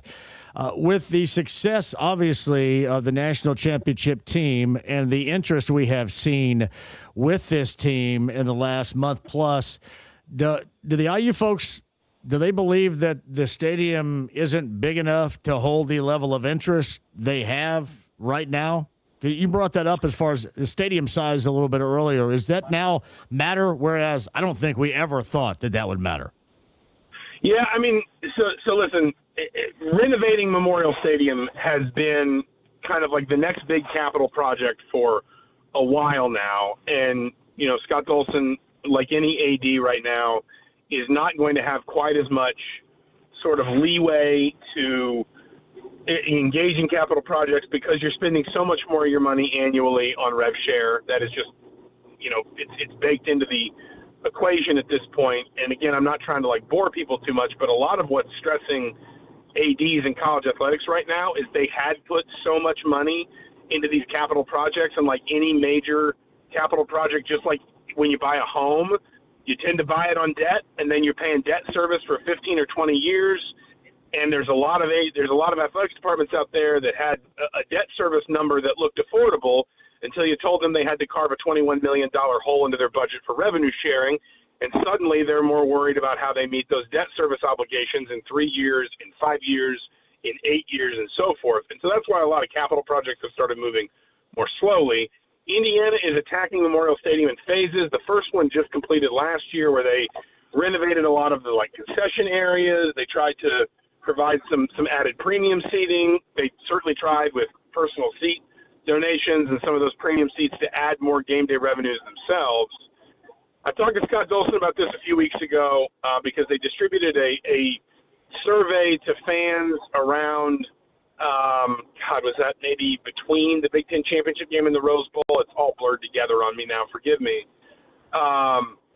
Basically saying we're into phase 2 of this renovation and we want your thoughts. And if you went through the survey, as I did, answering in the affirmative to all the most expensive asks that they mentioned, because I'm a big spender like that. A lot of what they were asking about now was things like expanded, renovated club seating, luxury seating, loge seating, that kind of stuff. And when I talked to Scott Dolson about it, he wasn't going to commit to a ton because I think they're trying to figure out exactly how much money they can pull together for this. They're trying to figure out exactly what the maybe scope of demand is from their fans. But, I mean, if I'm trying to read between the lines a little bit at least, I kind of gave her some opportunities to say, no, we're not interested in that. One of those things was substantive increase to seating capacity, and he just said we're keeping everything on the table. Now, anyone who's been around Indiana Stadium will know it's not like there's an enormous amount of room in that footprint to add. I've also heard at a secondary level, but in a way that I believe that Indiana would love to explore some mixed-use facility. I know Kansas, when it renovated its football stadium, I think those renovations may have just wrapped up. Kansas managed to fit some mixed-use stuff in there that, again, from the department's perspective is valuable because it's generating income annually to offset some of the debt service you're going to have to pay for the larger renovation. I think Indiana would probably be open to something like that as well. It's all got to happen within the auspices of what they can pay for, what they can fit into the space. But they also engaged HOK, which is one of the two big, sort of sports-driven architectural design firms in the U.S. The other one's Populous, for this phase of their renovation. And HOK really helped them put together the survey that they distributed out to fans. My point in this rambling answer is I wouldn't take anything off the table. I don't think Indiana is ready to commit to anything yet, but I think Indiana is certainly looking at every available option. And I think as and when, and it may still be a while, I don't know that something's going to get announced, April 1, but as and when Indiana moves forward, I think there are going to be this will be a more substantial sort of overhaul of the stadium, whether that is just press seating, luxury seating, larger luxury box, maybe some mixed-use areas, whether there's a genuine expanded seating capacity anywhere, a second deck built on the east side or something like that. I'm not ready to commit to that, but I think Indiana's keeping a lot more on the table this time around. It's Zach Osterman of the Star. Quickly, I want to get to IU basketball tomorrow afternoon. Tip time, 5 o'clock, 4 o'clock coverage, 93 WIBC. Bilodeau, Clark, Dent. This is an athletic group UCLA has, and IU needs to continue to cobble together something after that Purdue win at home in Bloomington on Tuesday night. How do they do it against the Bruins coming up tomorrow late afternoon? If they can make shots, I know it sounds simplistic, UCLA's got one of the best three-point defenses in the Big Ten, especially in Big Ten games alone. That's kind of a Mick Cronin calling card, that ability sort of to clamp down defensively. You talk about UCLA's athletic ability. It's interesting because UCLA opponents shoot more threes as a total percentage of their overall field goal attempts than anybody else in the conference, and yet UCLA is one of the best three-point defenses in the conference. So that tells you UCLA is okay with opponents shooting threes. They're probably even kind of built to force opponents to shoot threes, and then they're able to kind of hold down on those numbers. Indiana's got to see that Nick Dorn emergence continue to travel. Indiana just in general has to do something away from home. They don't have any meaningful wins at this point. I know Marquette we thought was one. It turned out it wasn't. Indiana's got no meaningful wins away from home right now. They've only got the one quad one against Purdue. I think they've got to find their way to at least winning one of these two out west. Winning both would be a huge, huge step toward, getting off the bubble, getting into the NCAA tournament field, and just generally creating a run-in here of those last 8 games, maybe set Illinois and Purdue on the road aside, to not feel like you are under the gun and under pressure every single time you hit the floor, worrying about what the other bubble teams are doing, what your net is, where you are in the brackets, bracket projections and stuff. This is a big week for Indiana. They need to win at least one because they need quality on the road. They need more quad one wins. Either one of those would do that here. And if they were to find their way to winning both on this trip, they would give themselves a level of breathing room that they haven't had in at least a month. Zach, great detail, my brother. I appreciate that, especially on the financials there regarding IU moving forward with the football program. And great job, as always. I appreciate you very much. We'll do it again soon. Sounds good. Thanks for having me, as always. It's Zach Osterman of the Stars on the Andy Moore Automotive Group hotline. I should remind you tonight, one Big Ten matchup. That is on Fox this evening, 8 o'clock. Dusty's guys, 3rd-ranked Michigan, 7th-ranked Michigan State. Breslin Center, East Lansing. That's not bad on a Friday night. Now, if you're watching CBS Sports Network, Robbie Goggles and Josh Schertz, number 21 St. Louis, 20-1 of the season. They, within the A-10, get Dayton at home and St. Louis later on tonight. So your chance to see Goggles at 8 o'clock tonight if you're interested. Quick break. We'll come back. Wells from ESPN Radio. We're plumb nude after that, meaning no more guests, just you and I the rest of the way on this Friday. Don't go anywhere. AAA Membership Lounge, YouTube Live. Stay right there. 93.5, 107.5 The Fan.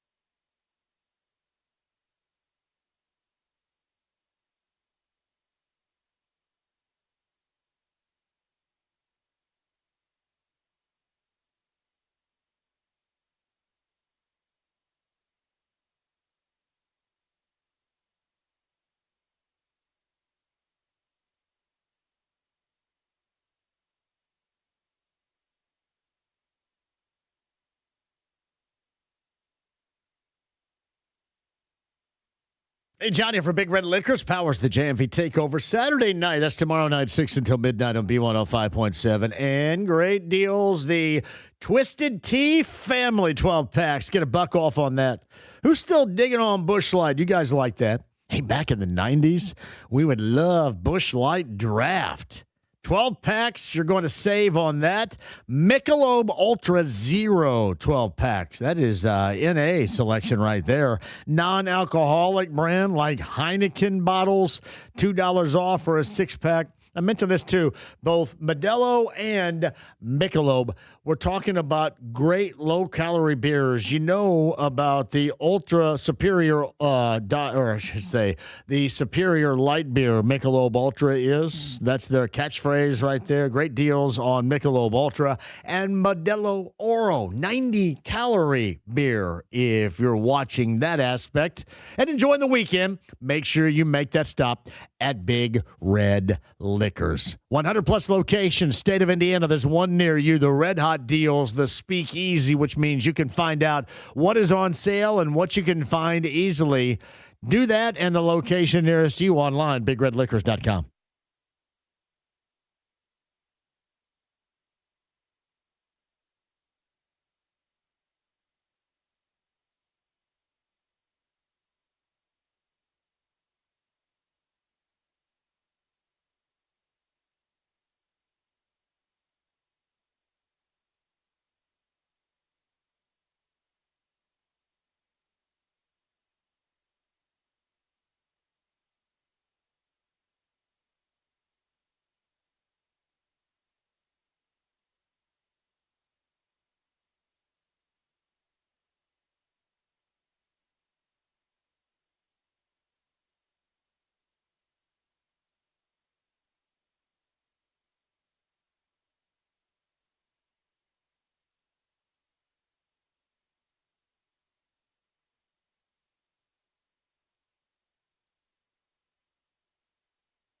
Hey, Premier Weight Loss. You got 2 Indy area locations, Fishers, North Side, North Meridian. I was up there a little bit earlier today. Hey, shout out to my friend Sam. Sam is awesome. Make sure I'm still on and maintaining the goals on my weight loss journey. 12% body fat. I'm down from 35% body fat to 12% now and feeling the best, honestly, at the age of 56 I've ever felt in my life. A year and a half of the weight loss path continues right now with Premier Weight Loss. But hey, doesn't matter. If you haven't started yet, now is the time. Save big on that and know that they have the all-encompassing access for you to the Botox, to what I'm doing right now, too, the electric toning mechanism that they have. Everything in there. And Sam and Lauren and Felicia and Thomas and Brianna can all help you out. A great staff. And a shout out to my man, Adam, that I saw a little bit earlier today. He was coming out as I was coming out too. Premier Weight Loss on North Meridian. He has lost in excess of 50 pounds. Took my advice, got on the program, and is feeling the best he's ever felt. Thanks to Premier Weight Loss. That's PWLindy.com. Hey, check out those great deals before we get to Valentine's Day, because that is a great gift-giving idea. For Valentine's Day, log on and make that purchase now and get started on your very own weight loss journey. That's PWLindy.com.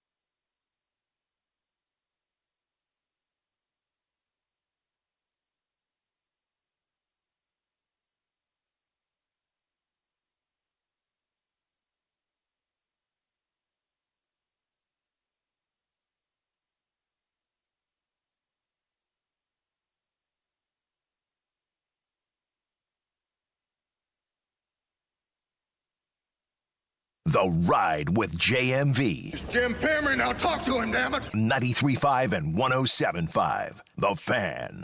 All right, James, crank this up. I'm going to see if our next guest, Mike Wells of ESPN Radio, can catch up. Go for it, Mike. Oh, yeah, hold on. I'm going to get it.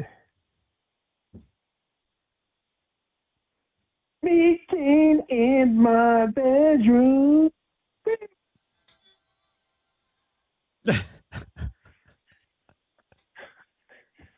Don't let me wait. Don't make me wait.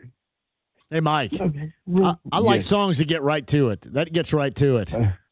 Looking at my rolling girl, see it's almost time. Yeah. I hope you're getting ready, girl, and don't forget the wine. You ever serenade anybody to that back in the day? Man, listen, I'm going to tell you now, if I try to serenade somebody back in the day like that, I would have needed a cold shower because I would have received a cold shoulder for my atrocious singing. I had no game, man. I had no game. And I could have played There's a Meeting in My Bedroom or I Can Go Deep, which just all get right to the point excellently in 90s slow jam lore from Silk right there. But, yeah, it'd be tough. I couldn't close. If that can't close the deal for you, there's no deal to be closed. You know what I mean? Yeah, it's not meant to be. If you can sit here if you sat there and you would have burned the CD from back in the day and dropped it in the girl's locker or in her dorm room and said, play this before a date tonight, and that did not get you a little lucky, yeah, your ass was not getting lucky at all. Yeah, I mean, you can even go to the all-time go-tos, anything Luther Vandross. If that didn't work, you were just hosed. So yes. I mean, basically, only thing that said anything more extreme out of Silk was some Freak Me. Then that would have really said, I am trying to get lucky tonight. So, you know who discovered Silk? Wasn't it Keith Sweat, right? It was, man. Well done out of you. Well done. Yes, Our guy, Keith Sweat, discovered him. Man, it was funny. I was down in Florida last week for those. I was talking to some family members, and my cousin who was in San Antonio, she's going to the New Edition concert when it comes through, and we started talking about concerts. And I put up the video of us up in the suite at Gamers Fieldhouse with Keith Sweat on the stage, and had us rolling, and she was cracking up, and she was like, "Okay, my man's got some soul in him," and she was talking about you, bro. Heck yeah, she was giving you some love. I do. Hey, did you see that video that your students created that got me in the stands down in Hard Rock for the national championship game? Did you ever see it? No, I never did. No. You're kidding me. What happened? Yeah, I think I mortified them because they got all worried because I made some crack about you, and I could tell I felt bad. I think I scared them, and I said, no, we're really good friends. It's okay. Yeah, listen, man, it's hard, when you're dealing with 20, 21-year-olds. They can't tell if you're serious or not. Yeah, and it was. I'm shocked. We didn't have class on Monday on campus. I was gone last week after that's Wednesday after the national championship game. But I saw them on Wednesday, and nobody said anything. I'm going to put a note in my phone to remind myself to bring it up in class on Monday. Yeah. Because I want to hear in their eyes, A, what you said, and B, I want to see by their facial expressions if they truly believed what you were saying. Man, it was funny though, and you could tell that I think I scared him too much. I felt bad about that. Then I had to say, no, we're really good friends. He'll understand this, and that I think they understood. I brought this back in the start of the show, Mike, regarding Benedict Mather. And I think the court of public opinion has him being traded, or at least being offered up there prior to next week's NBA trade deadline. I look at him, and I think he is one dude that has the attitude that is necessary on a Pacer team where really nobody else has that all-ball particular attitude. I also suggest that he's like, to me, he's got like a half-tap keg right now. I think that there's still more to be reached, more to be tapped here. Would you agree with him? I agree 100%. And then let's look at it this way too. Now, if you think you're going to trade him for a first-round pick or whatever, especially in this year's draft where already the Pacers are likely going to get, you would hope, considering how bad the season's been, they're going to get a top 3 pick in this year's draft.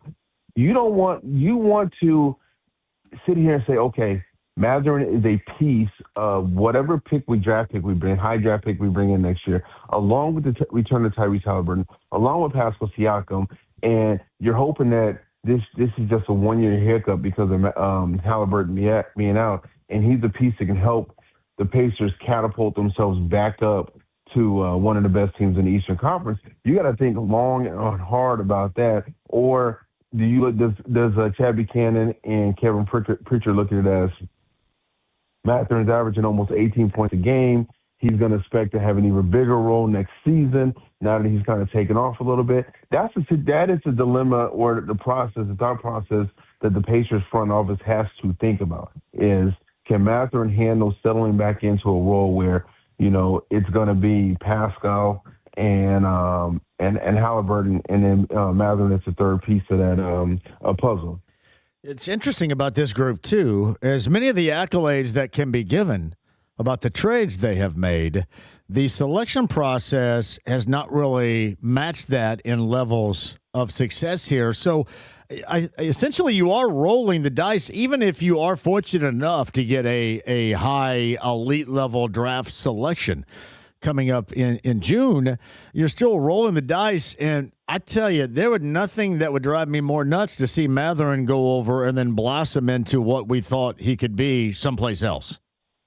Oh, yeah. And I mean, we've seen that in the NFL. We've seen it in the NBA where, a player starts climbing the mountain, hasn't reached a peak with his original team, goes elsewhere and just takes off. And then the original team is having a seller's remorse over not keeping that player.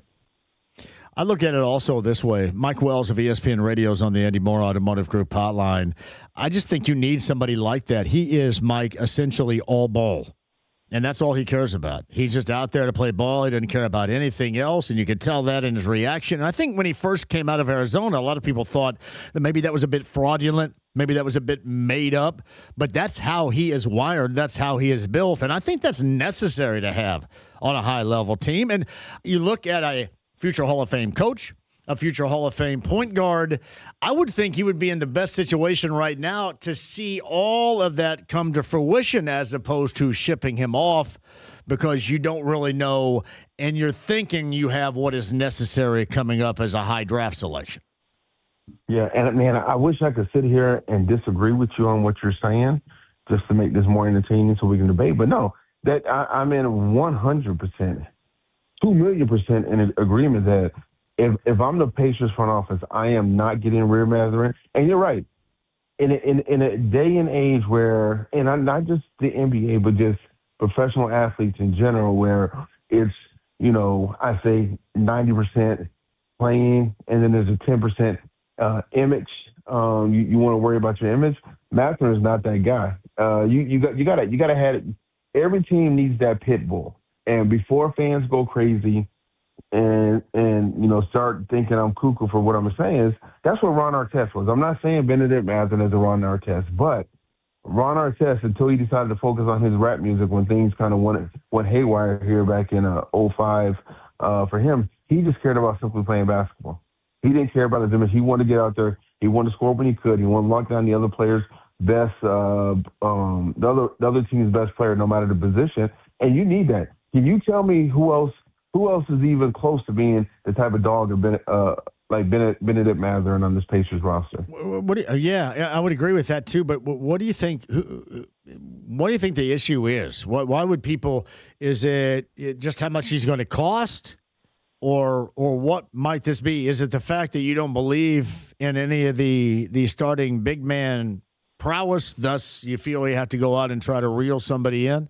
Why would you want to give away somebody as you just described it unless that's not how it translates? Yeah, and I left out a key component.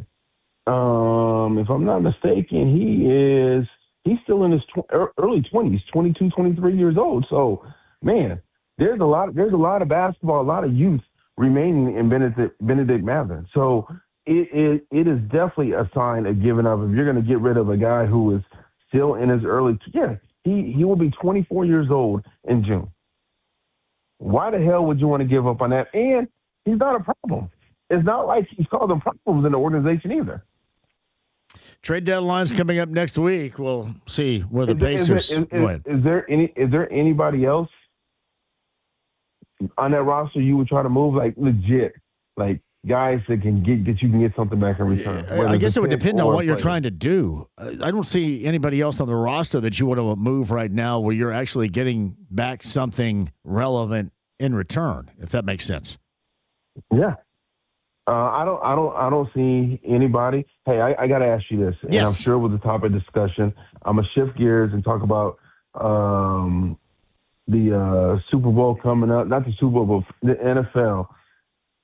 Did you spend a lot of time talking about the whole Belichick Hall of Fame stuff this week? Well, I had Mike on yesterday who didn't vote for. Oh, you did? Were you floored that Mike didn't vote for Belichick, or more floored that a lot of people around here were jumping up and shaking their fist and pissed at Mike because he didn't vote for him?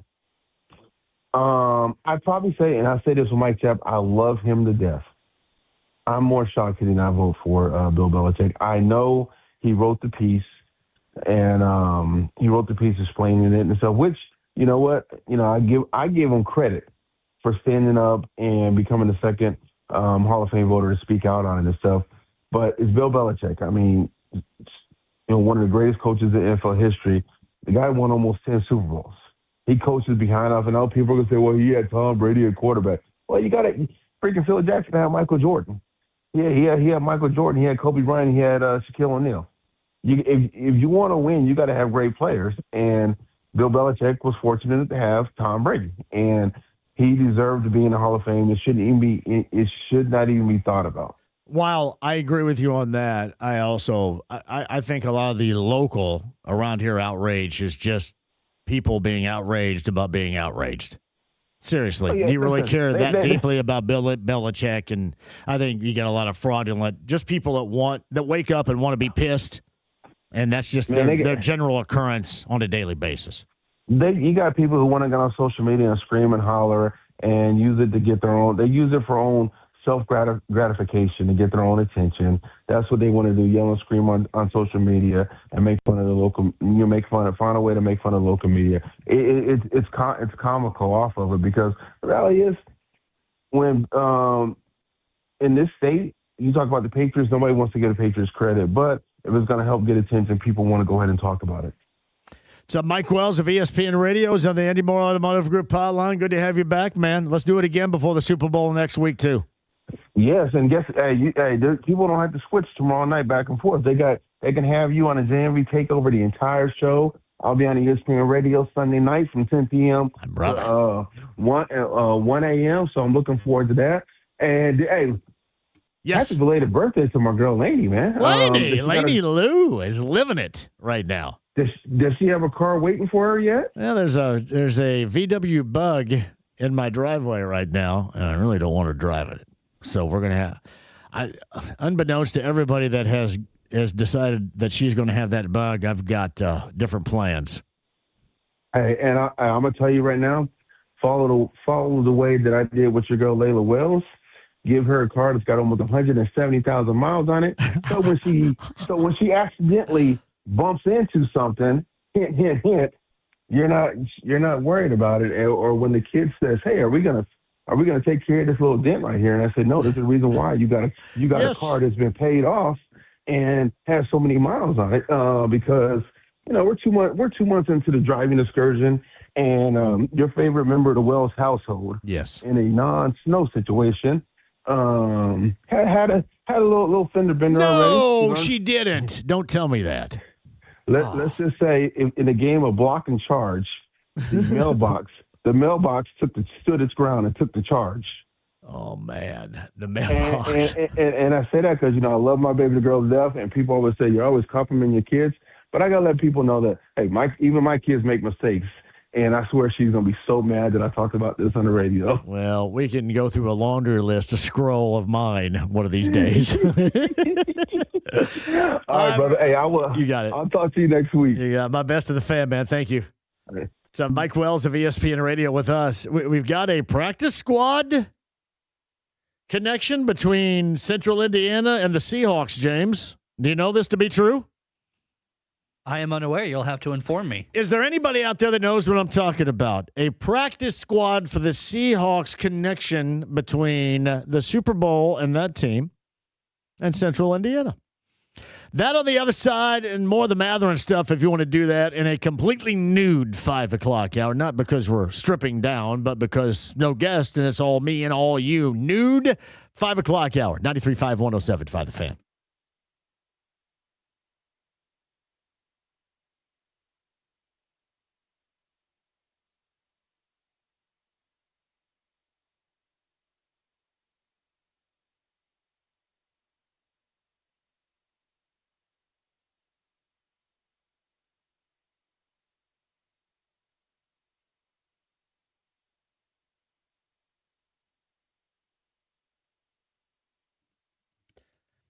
I got the best in realty. Mark Dietel, Realty, 317-755-4232, markdietel.com, markdietel.com. Downsizing, upgrading makes no difference. If you're thinking about doing something right now, make sure you make that call right now, 317-755-4232. Tell them I sent you, or file that number away for future use, because at some point in time, you're going to need the absolute best in realty. And Mark Dietel's the only real estate expert I trust and recommend with the sale of my home. Mark Dietel guarantees your home sold at a mutually agreed upon price and deadline, or he will buy it. Pick your move date. There are no long-term contracts, and you can cancel at any time. It's Mark Dietel Realty. That number one more time, either for the present or save it for the future. But I promise you, you will need it, because you want to call upon the best. Mark Dietel Realty, 317-755-4232. markdietel.com, markdietel.com today.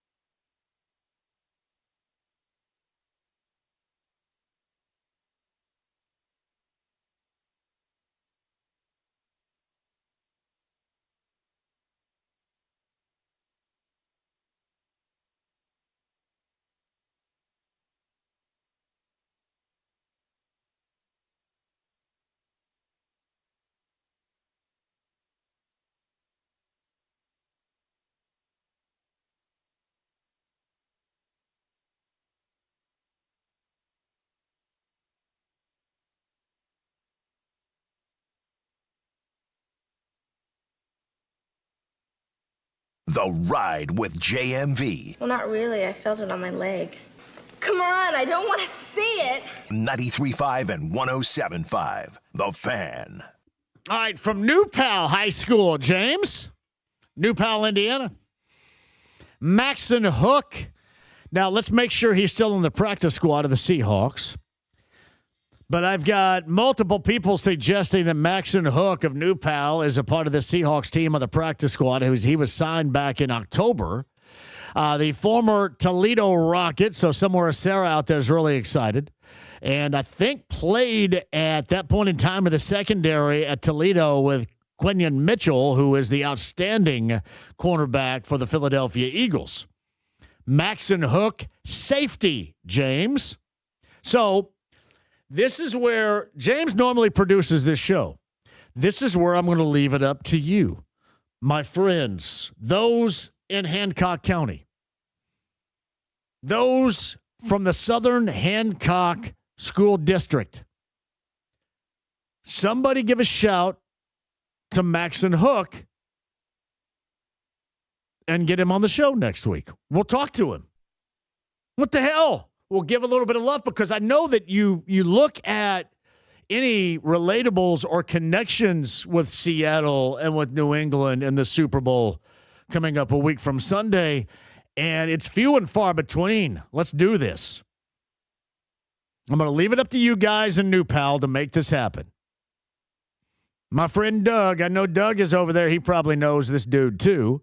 But if you know Max and Hook or his family, tell them that we would like to have him on this show later on this week.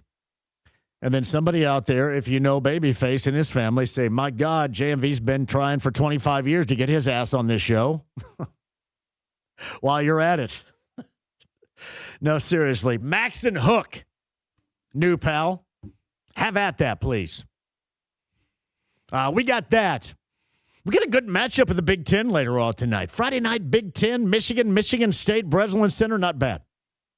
IU, UCLA tomorrow, Purdue, Maryland coming up on Sunday, Butler, Georgetown tomorrow, 11:30 a.m. on the Fan, noon tip time. Hey, we're completely naked. The Nude Bomb with Maxwell Smart. Remember that film back in 1980? The Nude Bomb. We are nude, and the reason why I say that is in the 5 o'clock hour, we have no guest. Except for you. 239-1070. 317-239-1070. The text line. Rascal Flats tickets to give away. A lot of me and a lot of you. We're charging into the weekend of the 5 o'clock hour. Stay with us on 93.5 and 107.5 The Fan.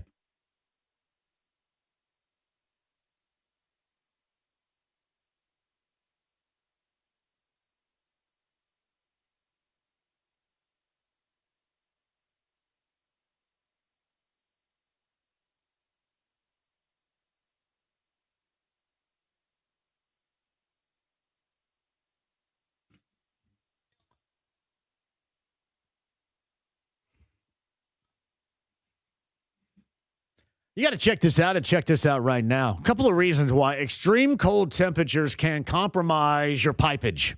The last thing that you want, my friends, is pipage compromised.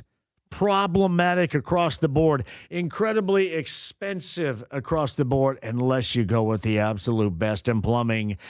In to save the day, like Zorro swinging in with the plumbing chandelier. It's LD Smith Plumbing and Drains. Lance and his local team at 317-927-7186. Hey, rest assured, there is nobody else you should call other than LD Smith Plumbing and Drains for the extreme temps that could mess up your pipage, but also keep in mind the drainage systems in and around your home. Can they become compromised? Meaning, are they clogged? And one of these days around April, this is all going to melt, and it's got to go someplace. If you have a clogged drain, it's going to go in places where you do not want it to appear. LD Smith Plumbings and Drains to the rescue. 317-927-7186. Simply put, whatever your plumbing need might be, the best in plumbing, LD Smith Plumbing and Drains. 317-927-7186 online, ldsmithplumbing.com.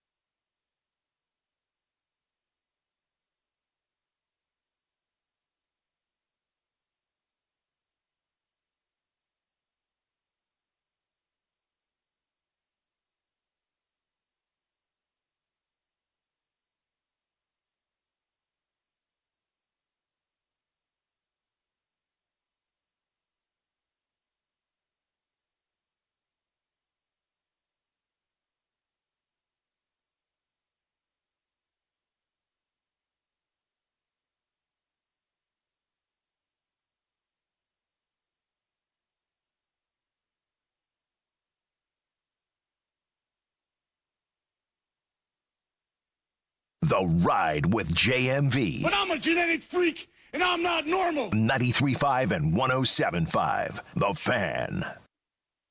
It is a whatever weekend on B105.7, JMV Takeover. I'm getting a lot of calls coming up 5 o'clock hour. Just you and I. Just you and I. Is that Kenny Rogers? Kenny Rogers and Sheena Easton. Look that up. Is that Just You and I? This is a great song right here, James. Well done. Text line 317-239-1070. JMV, did Blake also just have a birthday? If so, I'm sending him I can't believe he's 20 birthday shout out. He is. The biggest Central Indiana fan, and I have no idea why, are the Montreal Canadiens. The Habs.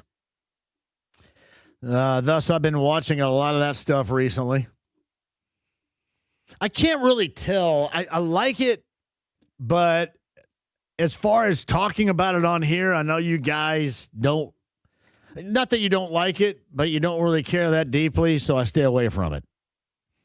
Yes. You and I is indeed a Kenny Rogers song. Is it Sheena Easton and Kenny Rogers? I don't see Sheena Easton. I just see Kenny Rogers. Well, I'm halfway right. JMV, every team needs a little bit of crazy, and Matherin is a little bit of crazy. And if it costs that much, then why do we save money not resigning Turner? Just wouldn't make sense to let him go for that reason. Jordan and Carmel. I am really scared is too strong of the word. I'm not scared. But I don't want to see him go someplace else and materialize into what everybody wanted and hoped around here. And as well said as I have suggested, and others would agree, he is a one-of-one dog on that squad right there. And I know at times you can tell he drives Rick Carlisle nuts, but that guy is all ball and all the time, and I dig the fact that he's built that way. And I think that's necessary to have a dude built that way. I would just be disappointed if we see him go someplace else. And then I'll be really pissed if he goes someplace else and he's good. Or a lot better, for example, than he is right now. So I do agree with you on that. No, block to block shout out right there. I just reached out to Max and Hook's mom, Amy, and we'll get you on the phone number. Well done right there. See, I'll tell you what. You guys, see that asking for Kenneth Edmonds' babyface may be a little bit too much, but normally you guys come through for me.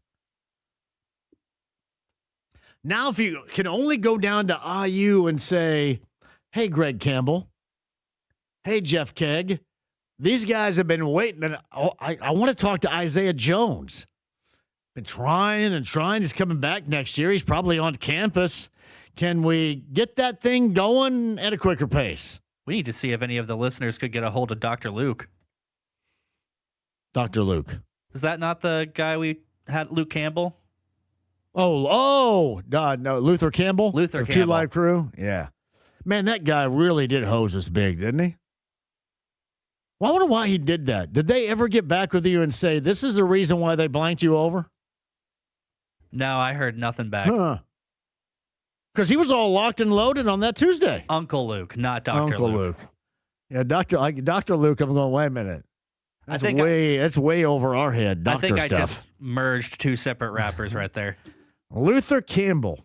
And unfortunately for Luther Campbell, now he joins, he is a part of a very small community of people that have screwed over the show. He and Ja Rule. Oh, well done. Mark says he's right. You and I was Eddie Rabbit and Crystal Gale. We've got tonight was Kenny Rogers and Sheena Easton. Well done, Mark. True story right there. Sometimes even the guys that know what they're talking about need a little helper. Moral of the story right there. Mark, thank you very much. All right. I mentioned we're naked, 5 o'clock hour. So a lot of calls for you. We'll lead to the 6. We got a playback for you because I'm going to bail. And then we got a JMV takeover that's going to be hellaciously awesome coming up tomorrow night. I shall explain. Calls awaiting at 239-1070. We start with Brandon right here on line 1. Hello, Brandon. How are you? How you doing, man? Yes. Go ahead. No, we're going to play the Cars, or did you say Sheryl Crow or the Cars? What am I playing for you tomorrow night, my brother? I thought we're going to do Lionel Richie, aren't we? Lionel Richie. Yeah, it was the Cars or Sheryl Crow last week. We're going to do Lionel Richie for you tomorrow night. Indeed. Yeah, we might do a double shot if you want to. We can do a double shot for you. We can do Lionel Richie. We can do Lionel Richie solo, Commodores, whatever you need. Yeah, because that's good stuff. As far as the Pacers, I'm with you. I'd hate to see Benedict Mathurin go because I think he can really be a good player. Now, it's kind of a laughing stock with Turner because you said something about possibly Towns getting traded for Giannis Antetokounmpo. Yeah, that was my half-assed thought of one of these days. That's how that's going to work out. Yeah. If I'm the Knicks, I wouldn't do that. Giannis is hurt too much. But you know what? You know what's disappointing about the Pacers? I understand the injuries and stuff. I just cannot figure out why they're so bad this year. Because they've got a lot of talent, unless losing Turner just bit into it. That's what I can't figure out. Yeah, they well, first of all, they are still down a lot of players, and I think what we've realized now, Brandon, is just how significant. And I say this, and people think I say this in jest, but I'm 100% in truth when I suggest that you could vote Tyrese Halliburton for MVP for what he was worth when he was active and healthy and playing for this team compared to what they look like without him. That is a true story. Nothing made up, no hyperbole because it's a local show. It's a damn true story right there. His value, his worth is among the elite level players by far in the NBA. Did you think that they would be this bad? I thought they'd still be a playoff team. Maybe I thought they would if they wouldn't have lost, Obi as well and been down as many players that they have. But I will say this, they haven't played well. They're guys that haven't played well and stepped up that maybe we thought might end up doing that. But out of the gate, you get off to that bad start because you're missing so many players. And, now the realization is that without Tyrese Halliburton, he's the straw. I mean, you can look at Miles Turner in Milwaukee. Miles Turner numbers here when he was good, when he played well because of Tyrese Halliburton. When there's no Tyrese Halliburton, Miles Turner is below average, and we've seen this team be below average without Halliburton. That's just the tale of the tape. Oh, right. You're right. I mean, it's just, and I keep forgetting about the injuries. Well, I guess the good thing is you'll get a good draft pick, and I don't think the coach is going anywhere and get a good draft pick, and you'll see what happens and develop around it. You know what I'm saying? I think that's what everybody's hoping. What else you got, my brother? Hey, I'll talk to you tomorrow night, JMV. You got it. Brandon's got to go hard, or I should say hard seltzer, high noon hard seltzer, double shot power tomorrow night. Yeah, I don't know if anybody saw this a little bit earlier. So, me and my love for Goodwill. So I go to Goodwill up Nora, and I sent this out. You guys can check it out. This has to be it, right? So I find this McLaren Formula One team. Like there were 4, there are 2 remaining. I bought 2 of them, but there were these collared team shirts. But on the inside of it, as you can see with what I sent out here, James, Pato Award's name is right there. Would you suggest that's Pato Awards and he just gave that up to Goodwill? Because I think that it is. If that is, that's quite a find right so there. I bought 2 of them, and there's still 2 of them. I didn't buy all 4, but there's 2 of them remaining, still hanging there. And I believe those are actually Pato Awards shirts right there. For McLaren, Team McLaren right there. His name is right there on the inside of the collar. How much did you pay for those? $5. $5? $5 a piece. If that's actually his, I would be curious to see what you could put that up on eBay for. Man, I absolutely love Goodwill. No, Blake's already down. Blake loves Pato Award, so there's no way he's going to let me do that eBay stuff. I'm not saying you actually sell it. I'm saying you just put it on there, see what people would give you for it. I just can't believe his name is right there. That is a little wild. His name, I mean, it is out of the ordinary with his name being right there. That's his. I mean, you do hear those stories from time to time of somebody finding some priceless piece of art or something like that in a Goodwill or something, or a garage sale or something. Man, oh man. So check that out. I sent that out about a couple hours ago. I sent it to Pato himself on X. I found this and my kid loves it. See if you believe that was actually activewear for Pato Award, because it's got his name right there on the inside. That's awesome. By the way, that is the Goodwill in Nora, which is right across the parking lot from Taylor's Pub, one of our favorite places. Yeah, I mentioned this a little bit earlier, too, James. Some of the places that have come and gone that we absolutely miss in our time of need right now. We need places like Ike and Jonesy's. We need places like the Peppermint Twist, Crafty Cognies, Hoosiers. You guys can name some others for me, too. We miss those places. At least we have places like Taylor's Pub. But we miss those places. Casey writes this, JMV, I agree that Ben is a good scorer, has some great intangible qualities, but he's the fourth year, still has the same weaknesses, and he had when he came in the league. I don't have a lot of faith that he'll become much more than he is currently. Yeah, I don't know. I still think that he still is young enough and has room to grow into what everybody hopes, and I don't think it is common to find hardcore, all ball, all the time dudes like that. And I don't think this team has it. They have good guys, don't get me wrong, but this guy doesn't give a crap about anything else. Yeah, that does look familiar right there. That's his. That's his. Does it have the stripes on the shoulders, those kind of dark blue stripes? I don't know if that Dell is right there. Hold that thought here. Let me check. No, that's a different one altogether. Oh, yeah. You're right. That's a different one altogether. There's a different little alien logo on the left, But too. I'm just saying because there's a tag on the inside of the shirt there that says Pato Award. That's it. It certainly looks like the right kind of shirt based off of that one. I know those are different shirts, but they look pretty dang similar. They do. All right, 239-1070 is that number. All new to the 5 o'clock hour, which means wide ass open for your calls. And Cam is in here up next. Hello, Cam.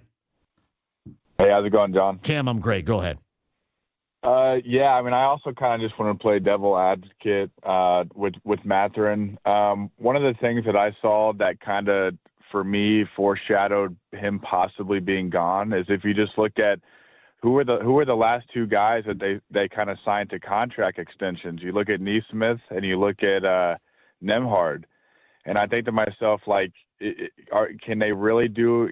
Can they really pay Mathurin? Whatever it is, but is he going to be just a constant bench guy for them? So when they signed those two guys to extensions, I definitely thought that was the writing on the wall for him. And I also kind of agree with what whatever the guy just said about. He's kind of just stayed the same. I mean, when he came in the league, he was a 6th overall pick. I just think he's been injured a few times. I mean, I know that he missed like half of the season 2 years ago, and he's been injured a little bit this year. I don't know. I've never been one of those people that's like. I'm going to play devil's advocate right back with you too, Cam. And listen, there's nothing you're saying that's inaccurate about this situation.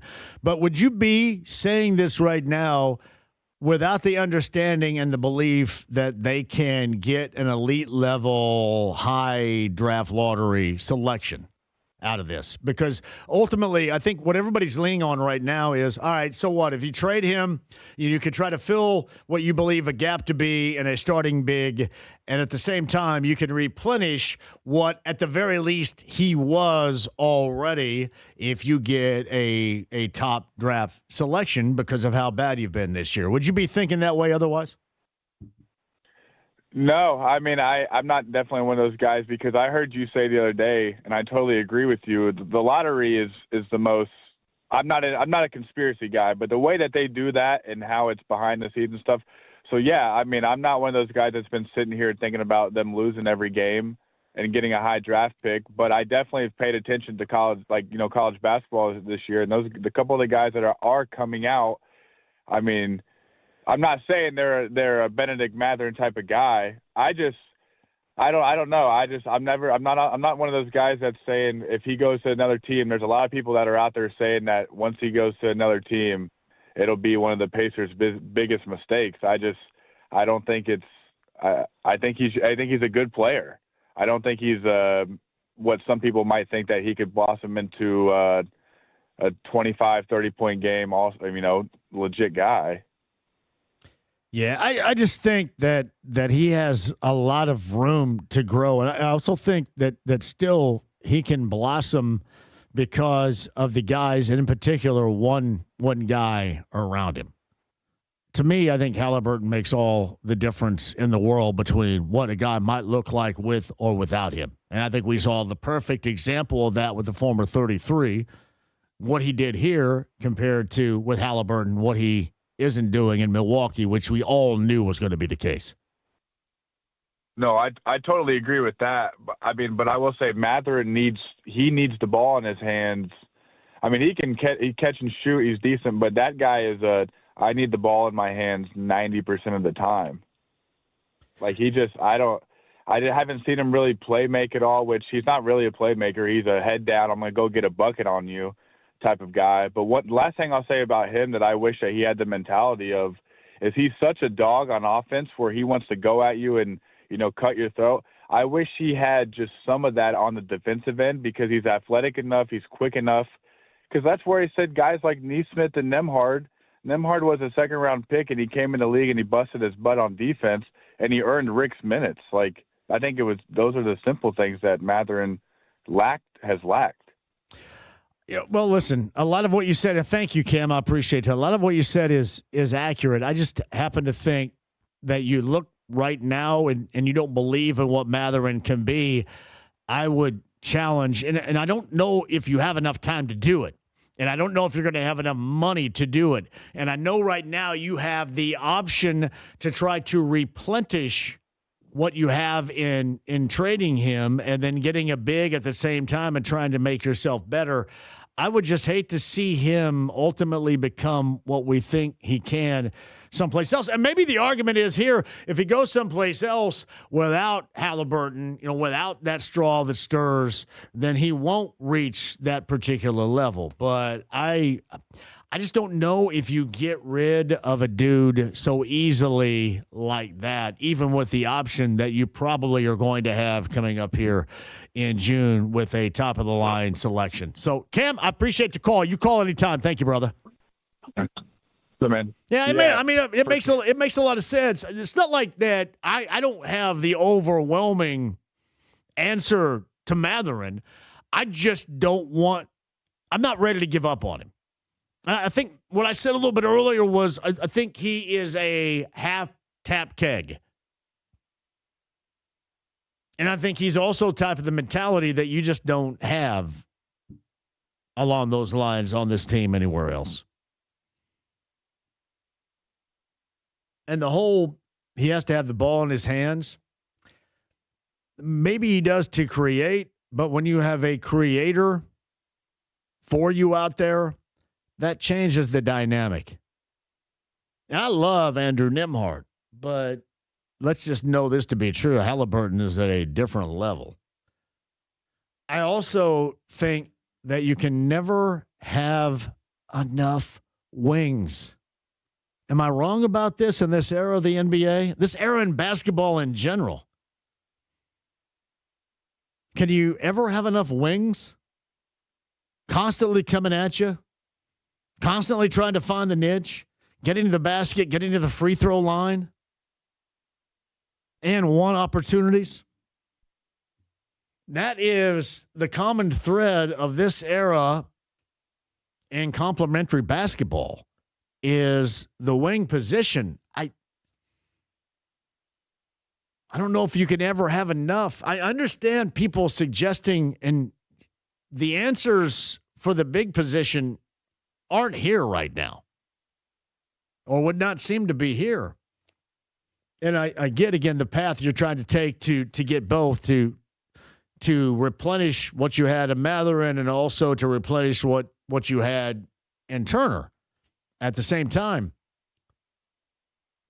Just don't know in this era of basketball if you can ever have enough wing position players, especially guys that can get you the easier attempts at the free throw line. Thank you, Cam, for that. Costanza's at 239-1070. He's going to swing in here next. Hello, Costanza. Hey, John. Hey, I just wanted to chime in on Matherin. I would argue that he's the third best player on the team behind Siakam and Halliburton. And my thing is, just like Turner, everybody wanted to trade Turner. Well, what are you going to get in return? What are you going to get in return? And you're right. You can't have enough wings, but keep this in mind. It was the Pacers bench that propelled us into the playoff run. It was our bench and guys like Matherin and stuff. So he's got some potential. I don't want to trade him because I'm not sure what we're going to get in return. I also want to support Mike Chappell. Listen, I thought Belichick was a first ballot Hall of Famer for sure.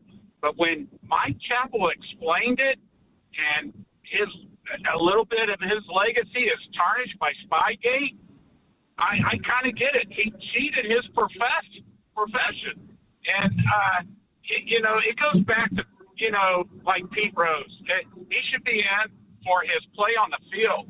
But Belichick's going to get in. He's going to get in. But I certainly support Mike Chappell's reasoning for that. So people need to back off Mike Chappell. This he's a Boy Scout. He's as good as gold. So anyway, I'll listen to your thoughts. Yeah, Costanza, thank you very much. We'll play off of that on the other side. The one thing that I didn't understand, and I had him on yesterday, and I did press him, but I like Mike a great deal and have for a long time. And I'm not going to get in here and shake my fist. Everybody said, well, you need to yell at him, and you can never have him on his show, and this guy's a shill. And hey, jackasses, if I were you, I would find something else to worry about. You've got all these things where you can take a stand and be pissed about. All these things that you can be angry about. And you're going to pound the table at something. Why all of a sudden do you give one big fat crap about Bill Belichick? I've mentioned this too. I would just do it because it should be a foregone conclusion this guy is a Hall of Famer. But what Mike did is lay out his rationale, and it doesn't matter to me whether you believe it or not. That's not my issue. That's a you issue. But why is it that angers you so much? You're mad at Mike because he voted for Bob Kraft over Bill Belichick. That's what's funny to me. Here's my thought. I think a lot of you out there are pissed because you just get up in the morning pissy. Because you get up in the morning angry. Because you want to yell at somebody. Because you want to be pissed about something. I don't think it has anything to do with Belichick or Mike Chappell. I think it has more to do with you. You don't give a damn about the results. You don't give a damn. You know he's going to get in one of these days. It doesn't matter. It's a talking point for you. But it's a talking point where you can be pissy about something. You can be angry, and you can let it out, and you can get into social media and act like you're flexing, and really you're not flexing on a damn thing. That's my point. And this is not in defense of Mike. This is just how I feel about some of you out there are so outraged. I get the whole New England angle. But around here, why do you care? Seriously, who gives a blank? Just out of curiosity. Oh, I'm sorry. All of a sudden, it's the journalistic integrity that you're talking about. You have no idea what you're talking about. It's that. Okay. It's not that either. You just want to be pissed because you think that's your stick. Quick break. We'll come back, talk about that on the other side. Stream the app, HD Radio, AAA Membership Lounge via YouTube Live. I'm going to hang right here with you the rest of the way. 93.5, 107.5 The Fan.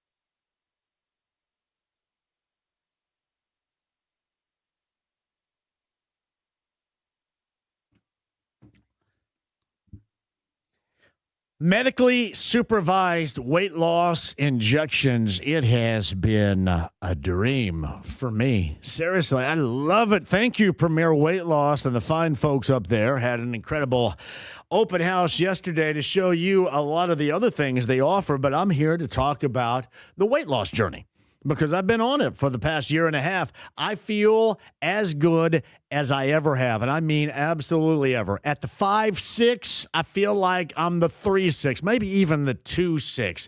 Turning back the clock, feeling good, and by the way, too, along the way, I'm also the healthiest I've ever been. So important in terms of visceral fat and not having to deal with that, going from well over 100 now to 0. That's healthy. Blood pressure being perfect now where I used to be on medication. I got the hell off of that thanks to Premier Weight Loss. So many things. It's far beyond me still being able to participate and play hoops and doing all that stuff. It is about the health. But no matter your reason, Premier Weight Loss is your destination. That's PWLND.com. Start this new year off right and get on your weight loss journey today. Ask them about the electronic toning mechanism that they have. That absolutely works. Everything else from Botox to skin tightening, anything else you're looking for that they have for you, especially this time of year as we approach Valentine's Day. Great Valentine's Day specials to get you started right now at PWLND.com. But like Adam that I saw up there earlier today, make sure you tell him that I sent you. Get started on your weight loss path today. PWLND.com. Again, tell him I sent you. PWLND.com.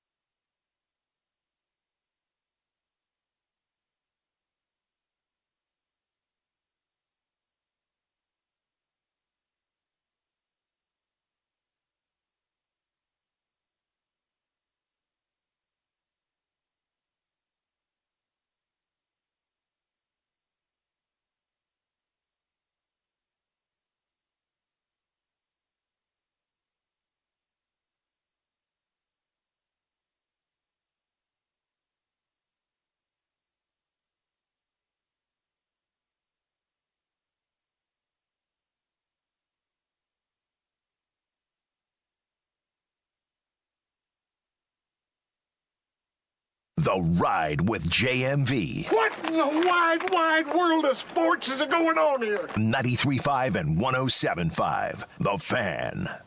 Rascal Flats, number 30 on the text line, James. 317-239-1070. A week from Saturday, my brother from another mother, Gary LaVox. Rascal Flats at Cambridge Fieldhouse.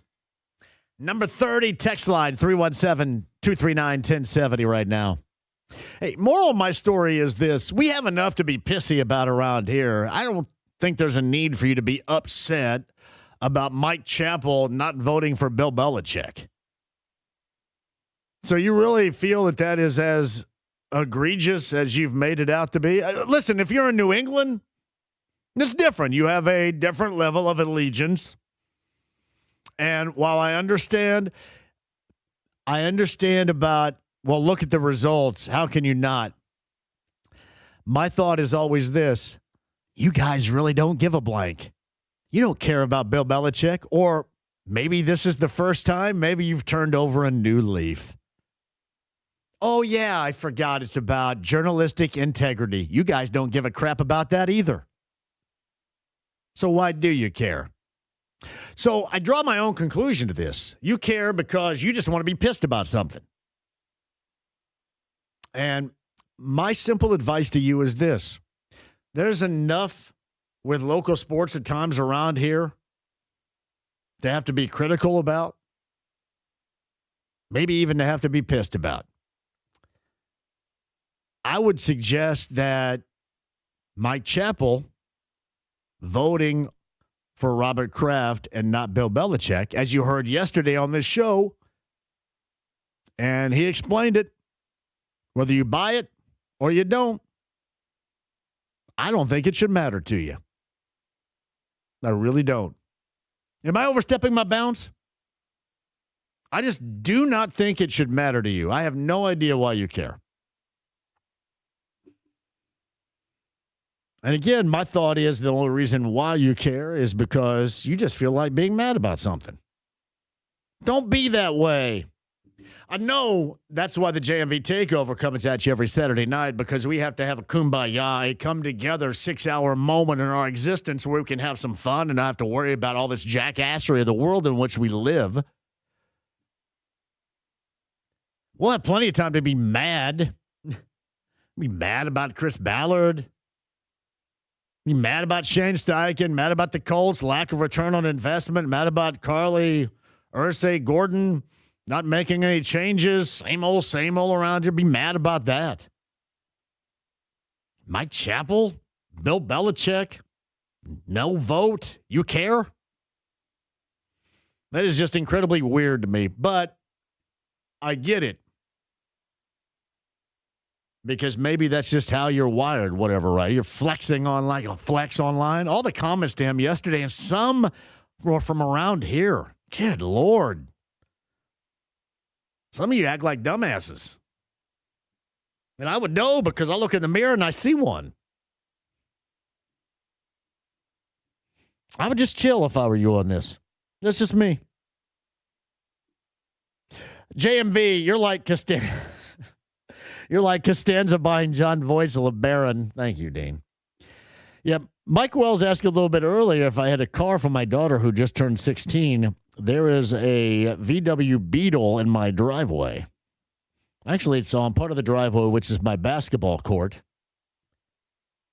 I'm not going to shoot any jumpers here for the foreseeable future, probably outside. But I honestly don't want to drive in it.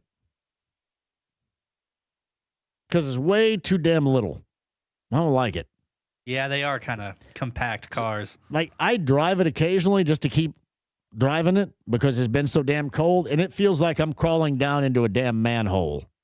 Seriously. It's like, I'm going to crawl. It is. Let me get down to the cellar.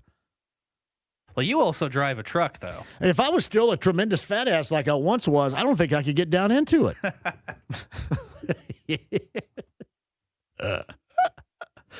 That's about how I feel whenever I drive my dad's Prius. That's about how I feel. It is sitting there and it's ready to rock. Our good friends at Express Pro Tire and Auto did the once-over on that boy. Actually, they put in, and a shout-out to Mike Alcorn, who, by the way, you guys in Hamilton County, you got my good friend Mike Alcorn, who was up at the Keystone Way location of Express Pro Tire and Auto now.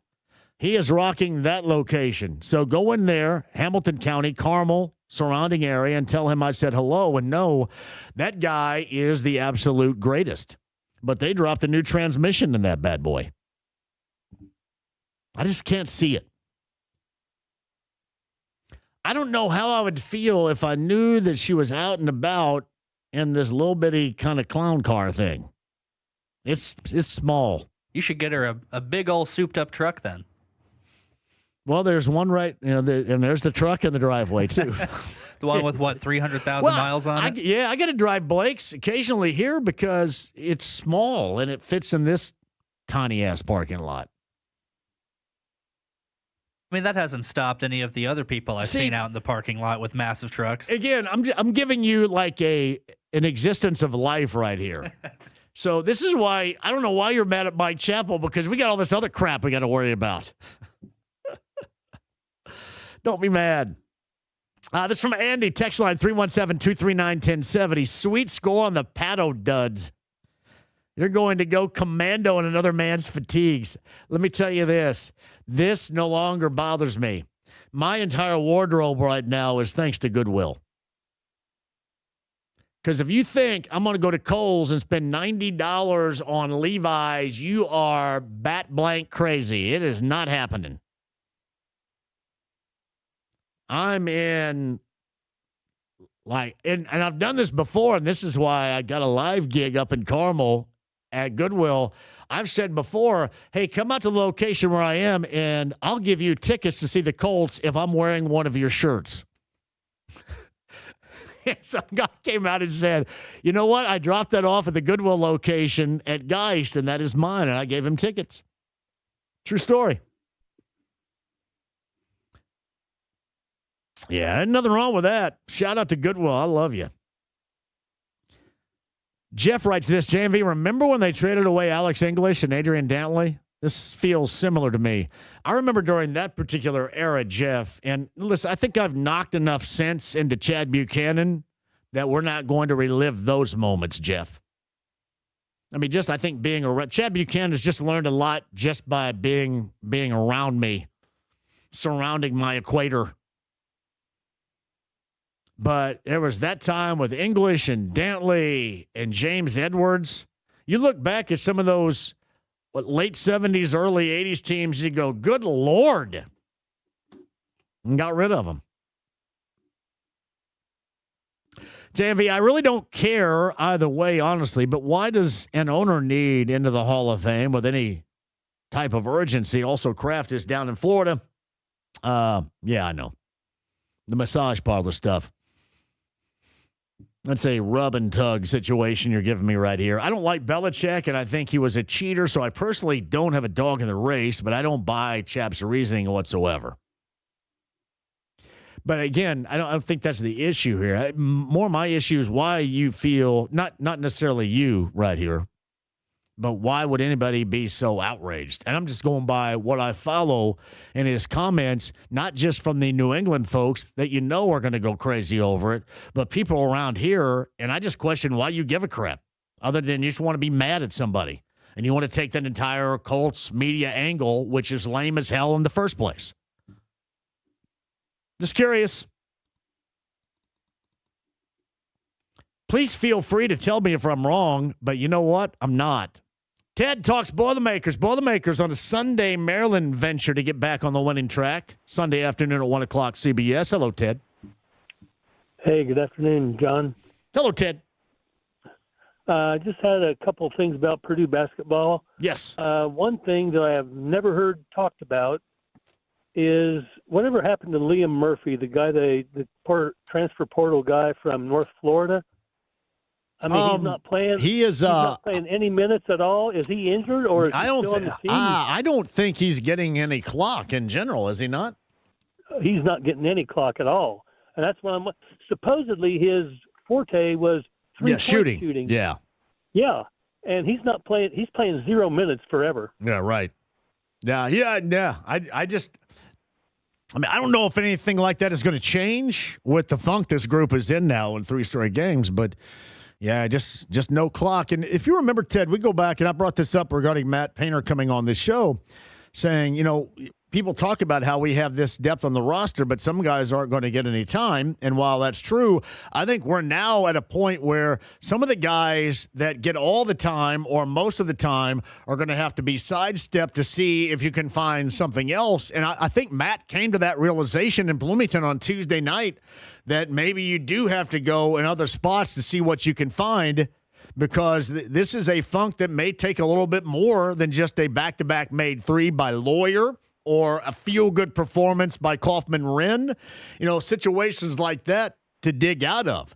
Because it's not a red flag territory yet, but we're getting close considering this point in the season and the expectations for this group. As far as I'm concerned, is that a red flag? It's at a red flag point in the season. The way they're playing now, they can't defend three-point shooting the other team's three-point shooting. And the rebounding is really slacked off. You know what's funny about that, Ted? Man, and Matt mentioned this, and I mentioned this before. Matt actually talked about it on Tuesday.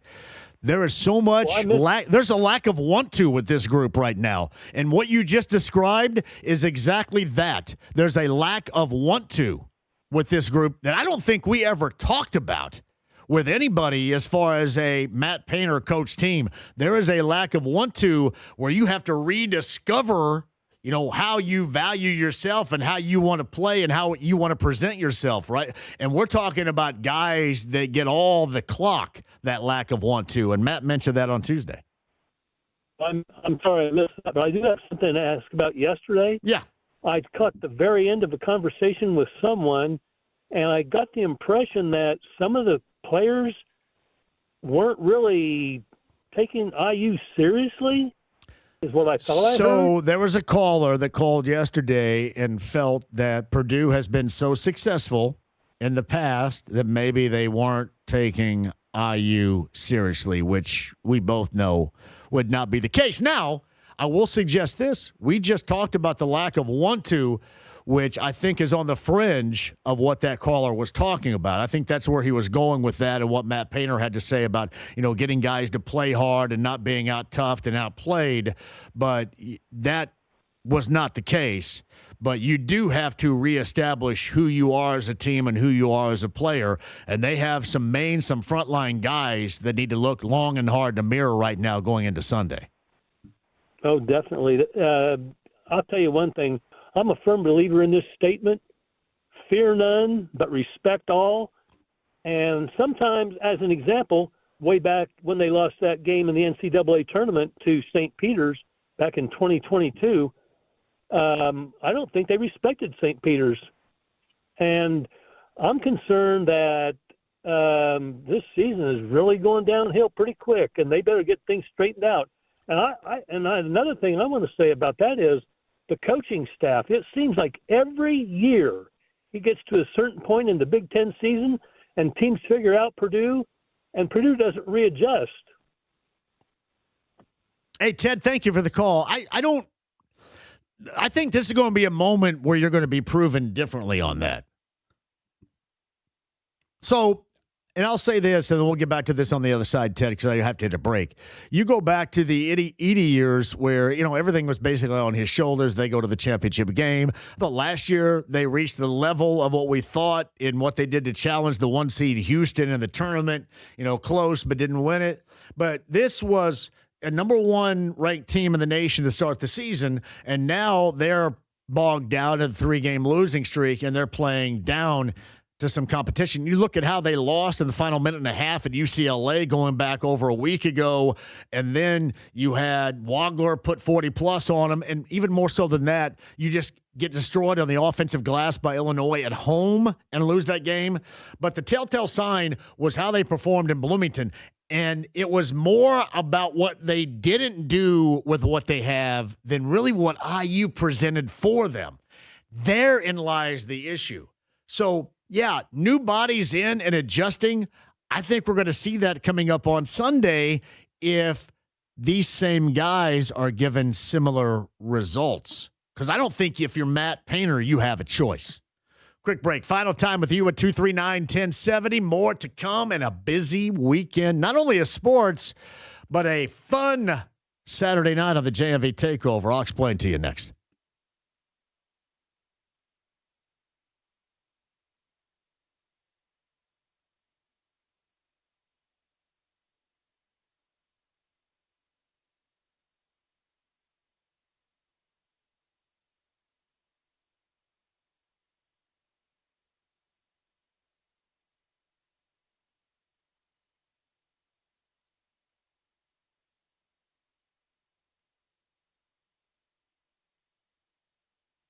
Oh, it's Premier Weight Loss. Shout out to Lauren and Sam and Felicia and Brianna. I'm just trying to get you in the know of the folks that will help you out along your weight loss journey. Have you started? Have you thought about starting, but you've been a bit hesitant? Now's the time. 2026, still early in the year, only going into the second month. Give that a try right now, and you can see considerable results by the summertime, and you'll love it. The goals met, you work alongside, the results can be even greater, and we're talking about a weekly injection that will also give you the helper along the way. That's Premier Weight Loss, PWLND.com. Get started on your weight loss journey today. Also ask about what they have in terms of Botox. Or, for example, the electronic toning machine that they have there. All this that can help you out in other ways, but the focus right now is on your weight loss journey. Whether it's just the way that you look or for health reasons, get started today at PWLND.com, like our friend Adam that I met earlier today has done. He is down 50-plus pounds thanks to PWLND.com. You can see similar results, but you got to get started today. Tell him I sent you. That's PWLND.com.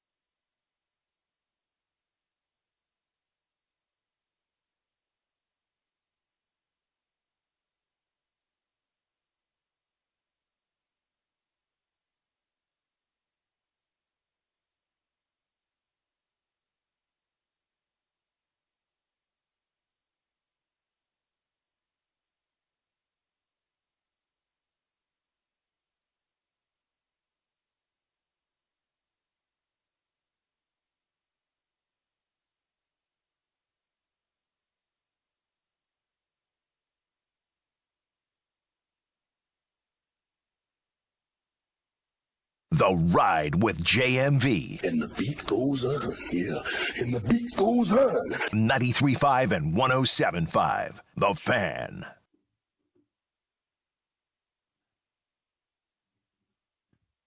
So we got to go a little bit after 6 o'clock, right?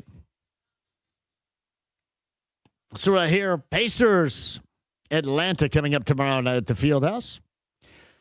One Big Ten matchup of note tonight. You got Michigan and Michigan State, Breslin Center, 8 o'clock. That'll be nice. Butler St. John's. Oh, check that. I'm sorry. That was Wednesday. Butler Georgetown coming up tomorrow. Pregame 11:30. Mark and Nick here on the Fan. They're going to tip that up at Hinkle coming up at noon. Can't jack around and lose that. Butler Bulldogs. IU and UCLA 5 o'clock at Pauley tomorrow. Pregame show 93 WIBC. Purdue, Maryland, CBS, 1 o'clock coming up on Sunday. And a lot of sports to be had. I mentioned, too, JMV Takeover tomorrow night, 6 until midnight, B105.7.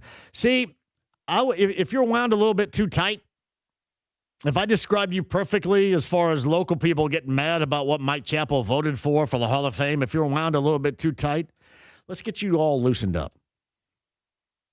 Let's get you loosened up on the JMV Takeover tomorrow night, and then even further. Let's get you out to a live show, get you all loose, feeling good. Your problems all disappear. We'll hang. Good conversation, good time. I can't have you guys walking around here wound up that tight, worried about Bill Belichick and his Hall of Fame induction or when that's going to be. Because you shouldn't give a crap. But you do. Because you're too tightly wound. Let's get you all loose. Sounds of being loose tomorrow night. Seriously, though, revert back to your glory years when you were younger, right? That's all of our glory years. Calling a radio station and having them play your request on the air, DJing that up. It was awesome. And it still is. This is not a half-ass venture of me taping something on Wednesday and playing it back on Saturday night. Hell, anybody can do that. We're live, local, and late breaking together 6 until midnight tomorrow night. And we do this anyway. It's like a whatever time every weekend for us, but it is in particular whatever. That's when nights like tomorrow night get extremely wild. So true. Is butthurt my term? Did I make that up? I don't think so. I've heard butthurt for a long time. So if you would equate words or terms to me, what comes to mind? Jackassery. Jackassery's mine. Mm-hmm. Sports arousal. Sports arousal. I'm really proud of those terms. They're good marketable terms. Yeah. What about jacket off weather? You are probably the first person I ever heard use that phrase. Because I don't want to be stealing somebody else's stuff. Do I need to get all this? Because I know Jake has Why Not Indiana. Should I copyright all these terms? You should at least try for jackassery and sports arousal. I think you're right. I think you're absolutely right. JMV, I'm still mad about Tiki Bobs. I never was down with Tiki Bobs, but man, Ike and Jonesy's, yes. I used to get Ike and Jonesy's mixed up with Max and Irma's, and there is an incredibly huge difference in those two. Remember Max and Irma's used to have the bathtub of ice cream? They had like a bathtub where you made an ice cream sundae. Weird. If you could bring back Max and Irma's, would you? JV, I've always said Colts fans think about the Patriots way more than the Patriots fans think about the Colts. I'm not even sure how much of a rival the Colts actually are to the Patriots. Hey, listen. Hey, Corey, Patriots don't give a fat crap about anybody around here. They think it's funny. They laugh. They laugh at things around here. That is true. And you're right. Everybody around, like I said, everybody around here that thought, I'm just talking about those around here that sent crap to Mike Chappell. You don't really care. You just want to be pissed about something. Own that. Seriously, own it. I got to own my douchery here, so the least you can do is own you being mad about stuff you shouldn't be mad about. We got 6 minutes on the other side. 3 minutes on the other side. We got to hustle up here. 239-1070. A final three coming up next. 93.5, 107.5 The Fan.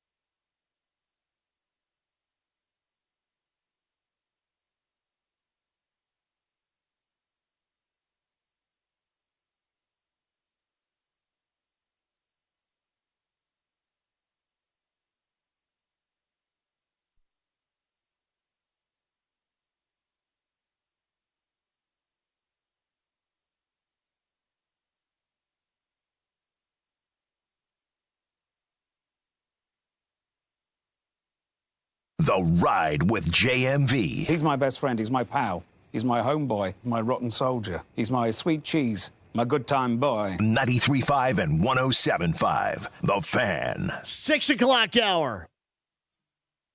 So here's what I want to do.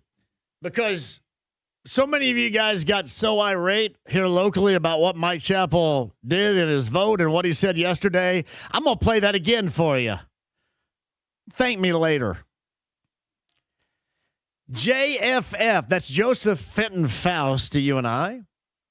JMV, I'm right there with you on Goodwill. Why pay $80 for an Under Armour polo when I could get it at Goodwill for $4? You know me, I love Goodwill. And let me tell you, the Goodwill location in Nora, Westfield Carmel, they got a brand new one over there by Geist, and the one that's over by Ale Emporium around Geist and Fishers. Exceptional spots for you. I always say thank me later for this. Thank me later for this. Exceptional spots. That's where I found McLaren F1 Pato Award. And their Pato Awards, if you can follow my X account there, you can see it.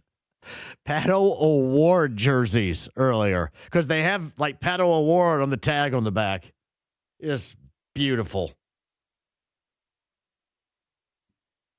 Absolutely beautiful.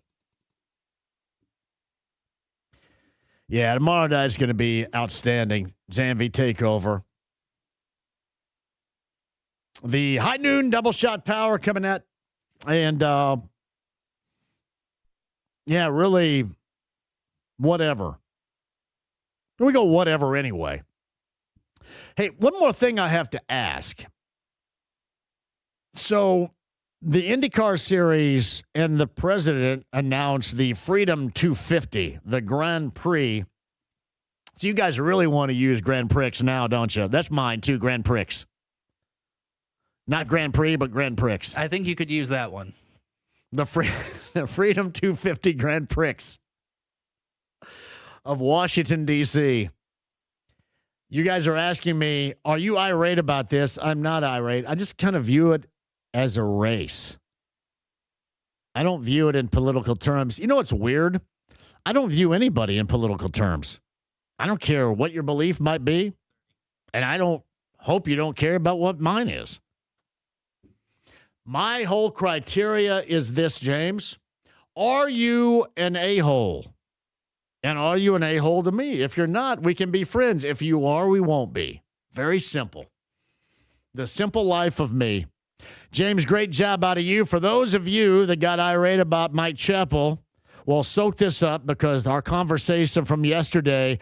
I'll talk to you tomorrow night, B1057, 6 o'clock. This is 93.5 and 107.5 The Fan. On the Andy Moore Automotive Group hotline, I don't think his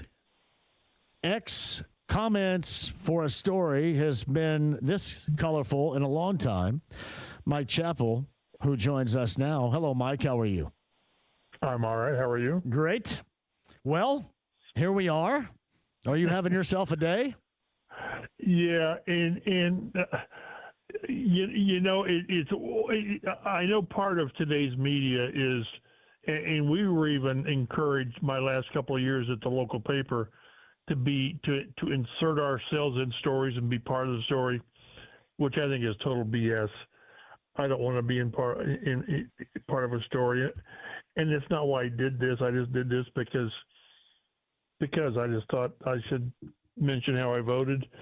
And yeah, the reactions are interesting, unpleasant, and that's fine. I mean, that's fine. All I would try to impart to people is I'm not anti-Belichick.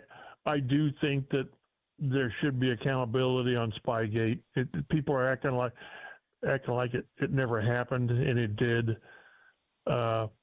Was that the only reason? No, but it was certainly a reason to consider. And you know, an all-time high fine by the league, $500,000, and they lost the first-round draft pick. So, and that's part of his resume. But the things that people need to understand is that there was not a anti-Belichick movement in our room. Again, our discussions for 8 hours, Belichick's the discussion was probably as long as anyone's.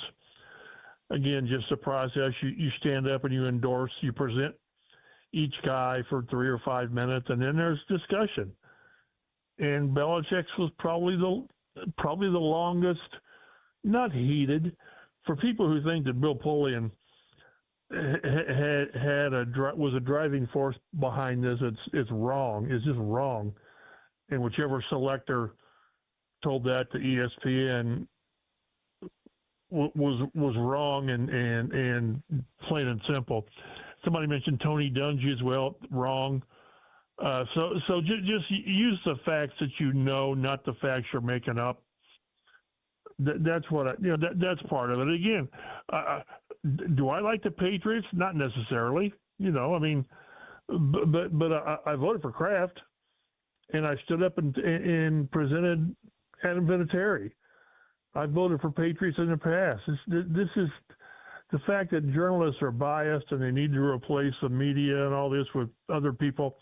Whoever you put in that room are going to bring their own biases into the room, whether it's fans. You want fans in the room? I don't.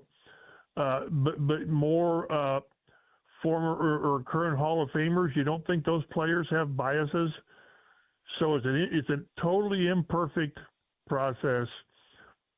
But to think that we have overriding agendas about this team or that team, and we hate the Steelers and the Cowboys, that's BS. It is. And when you don't agree with what I do, what we do, that's fine. I understand it.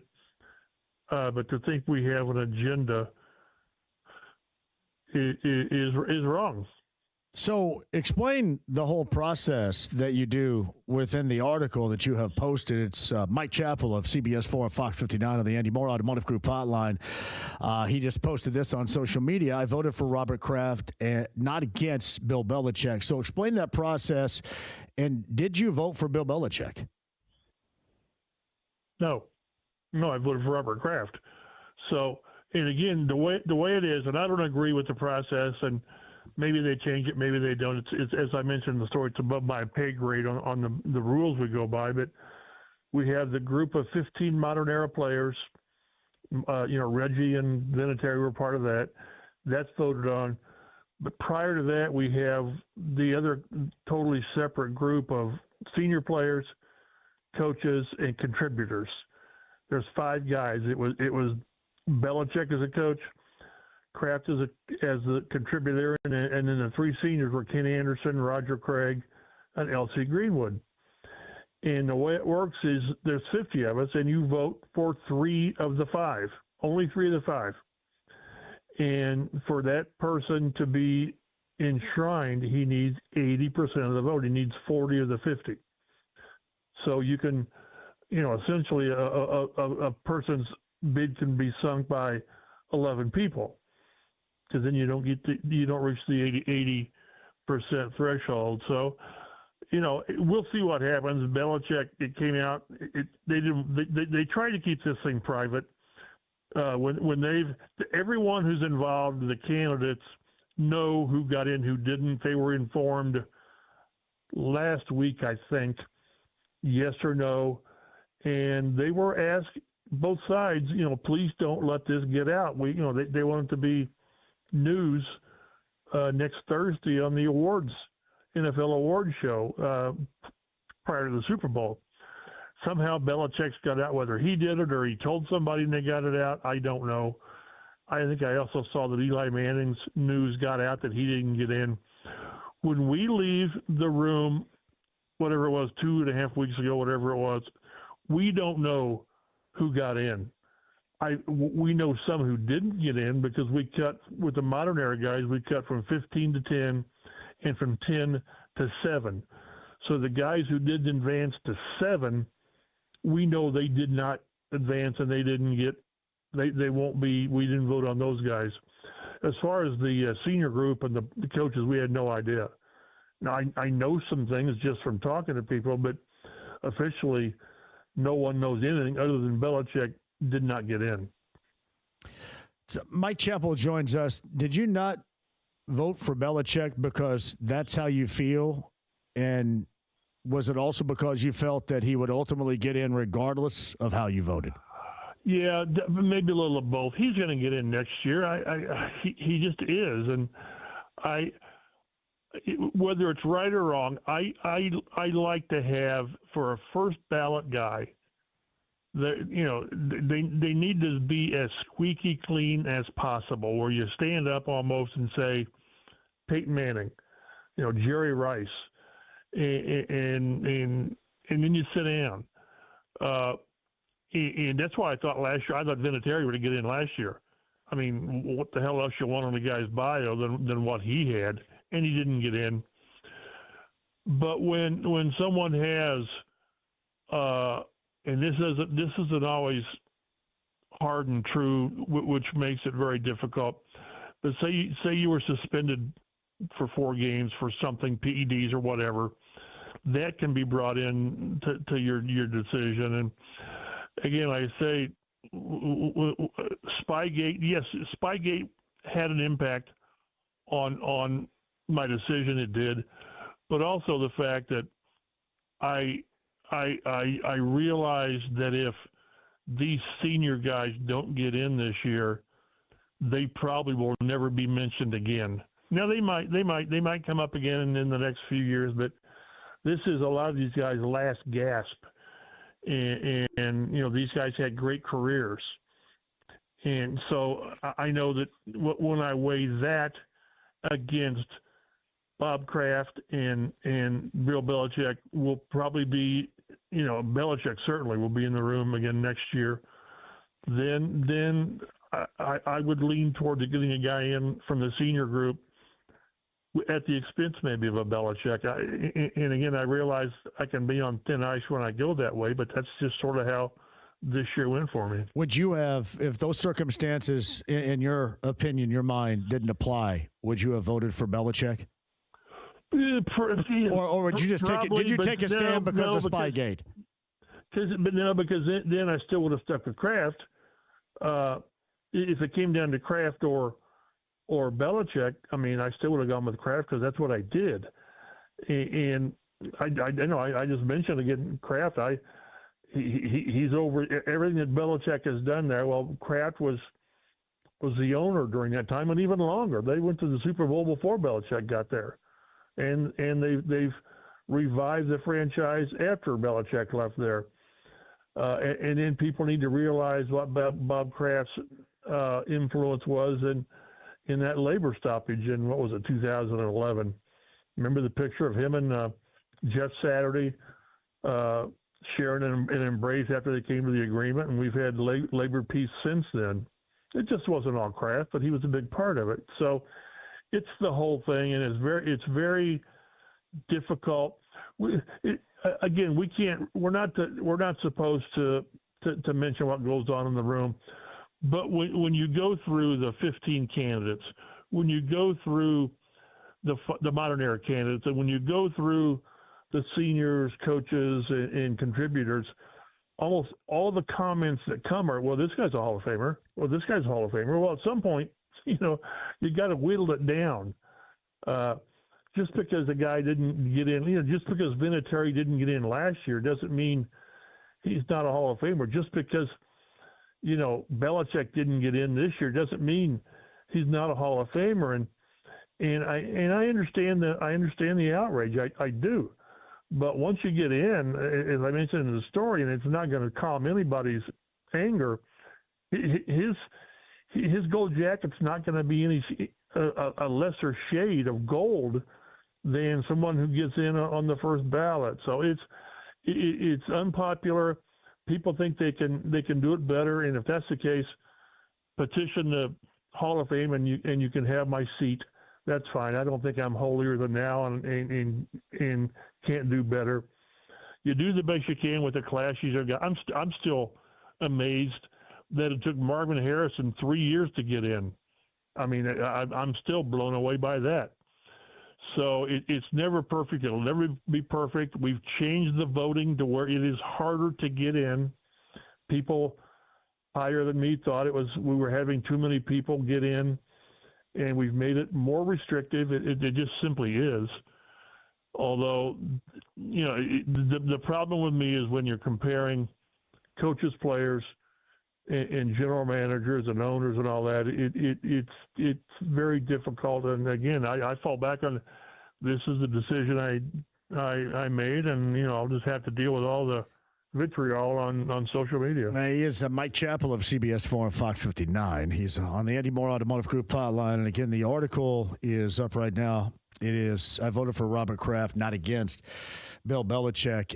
I guess coming from, because you're getting a lot of, well, you're pro Colts, and that's the reason why you don't like the Patriots, you don't like Belichick, right. All this. Have you ever taken a similar stand in an opportunity in not voting for a Colts player, or have you taken a stand as far as what you did? You mentioned Spygate, and you know sometimes you got to hold something against somebody like Belichick, even though ultimately he's going to get in. Have you taken a stance on a character issue like that in the past in voting somebody in, and have you ever taken a stance like that against anybody with the Colts? Not with the Colts, because we haven't had a player, to my knowledge, that had a suspension, on-field problems with Edgerrin or Marvin, or and certainly not with Reggie and all those guys, Freeney. So not that. I have, without getting too deep into it, and because again, I did not vote for Terrell Owens the first year, and he's one of the top probably 5 receivers in league history. He was suspended like twice by his own team. And that's just something that's hard to overlook. Now, the second year I voted for him, he didn't get in until the third year. Second year I voted for him.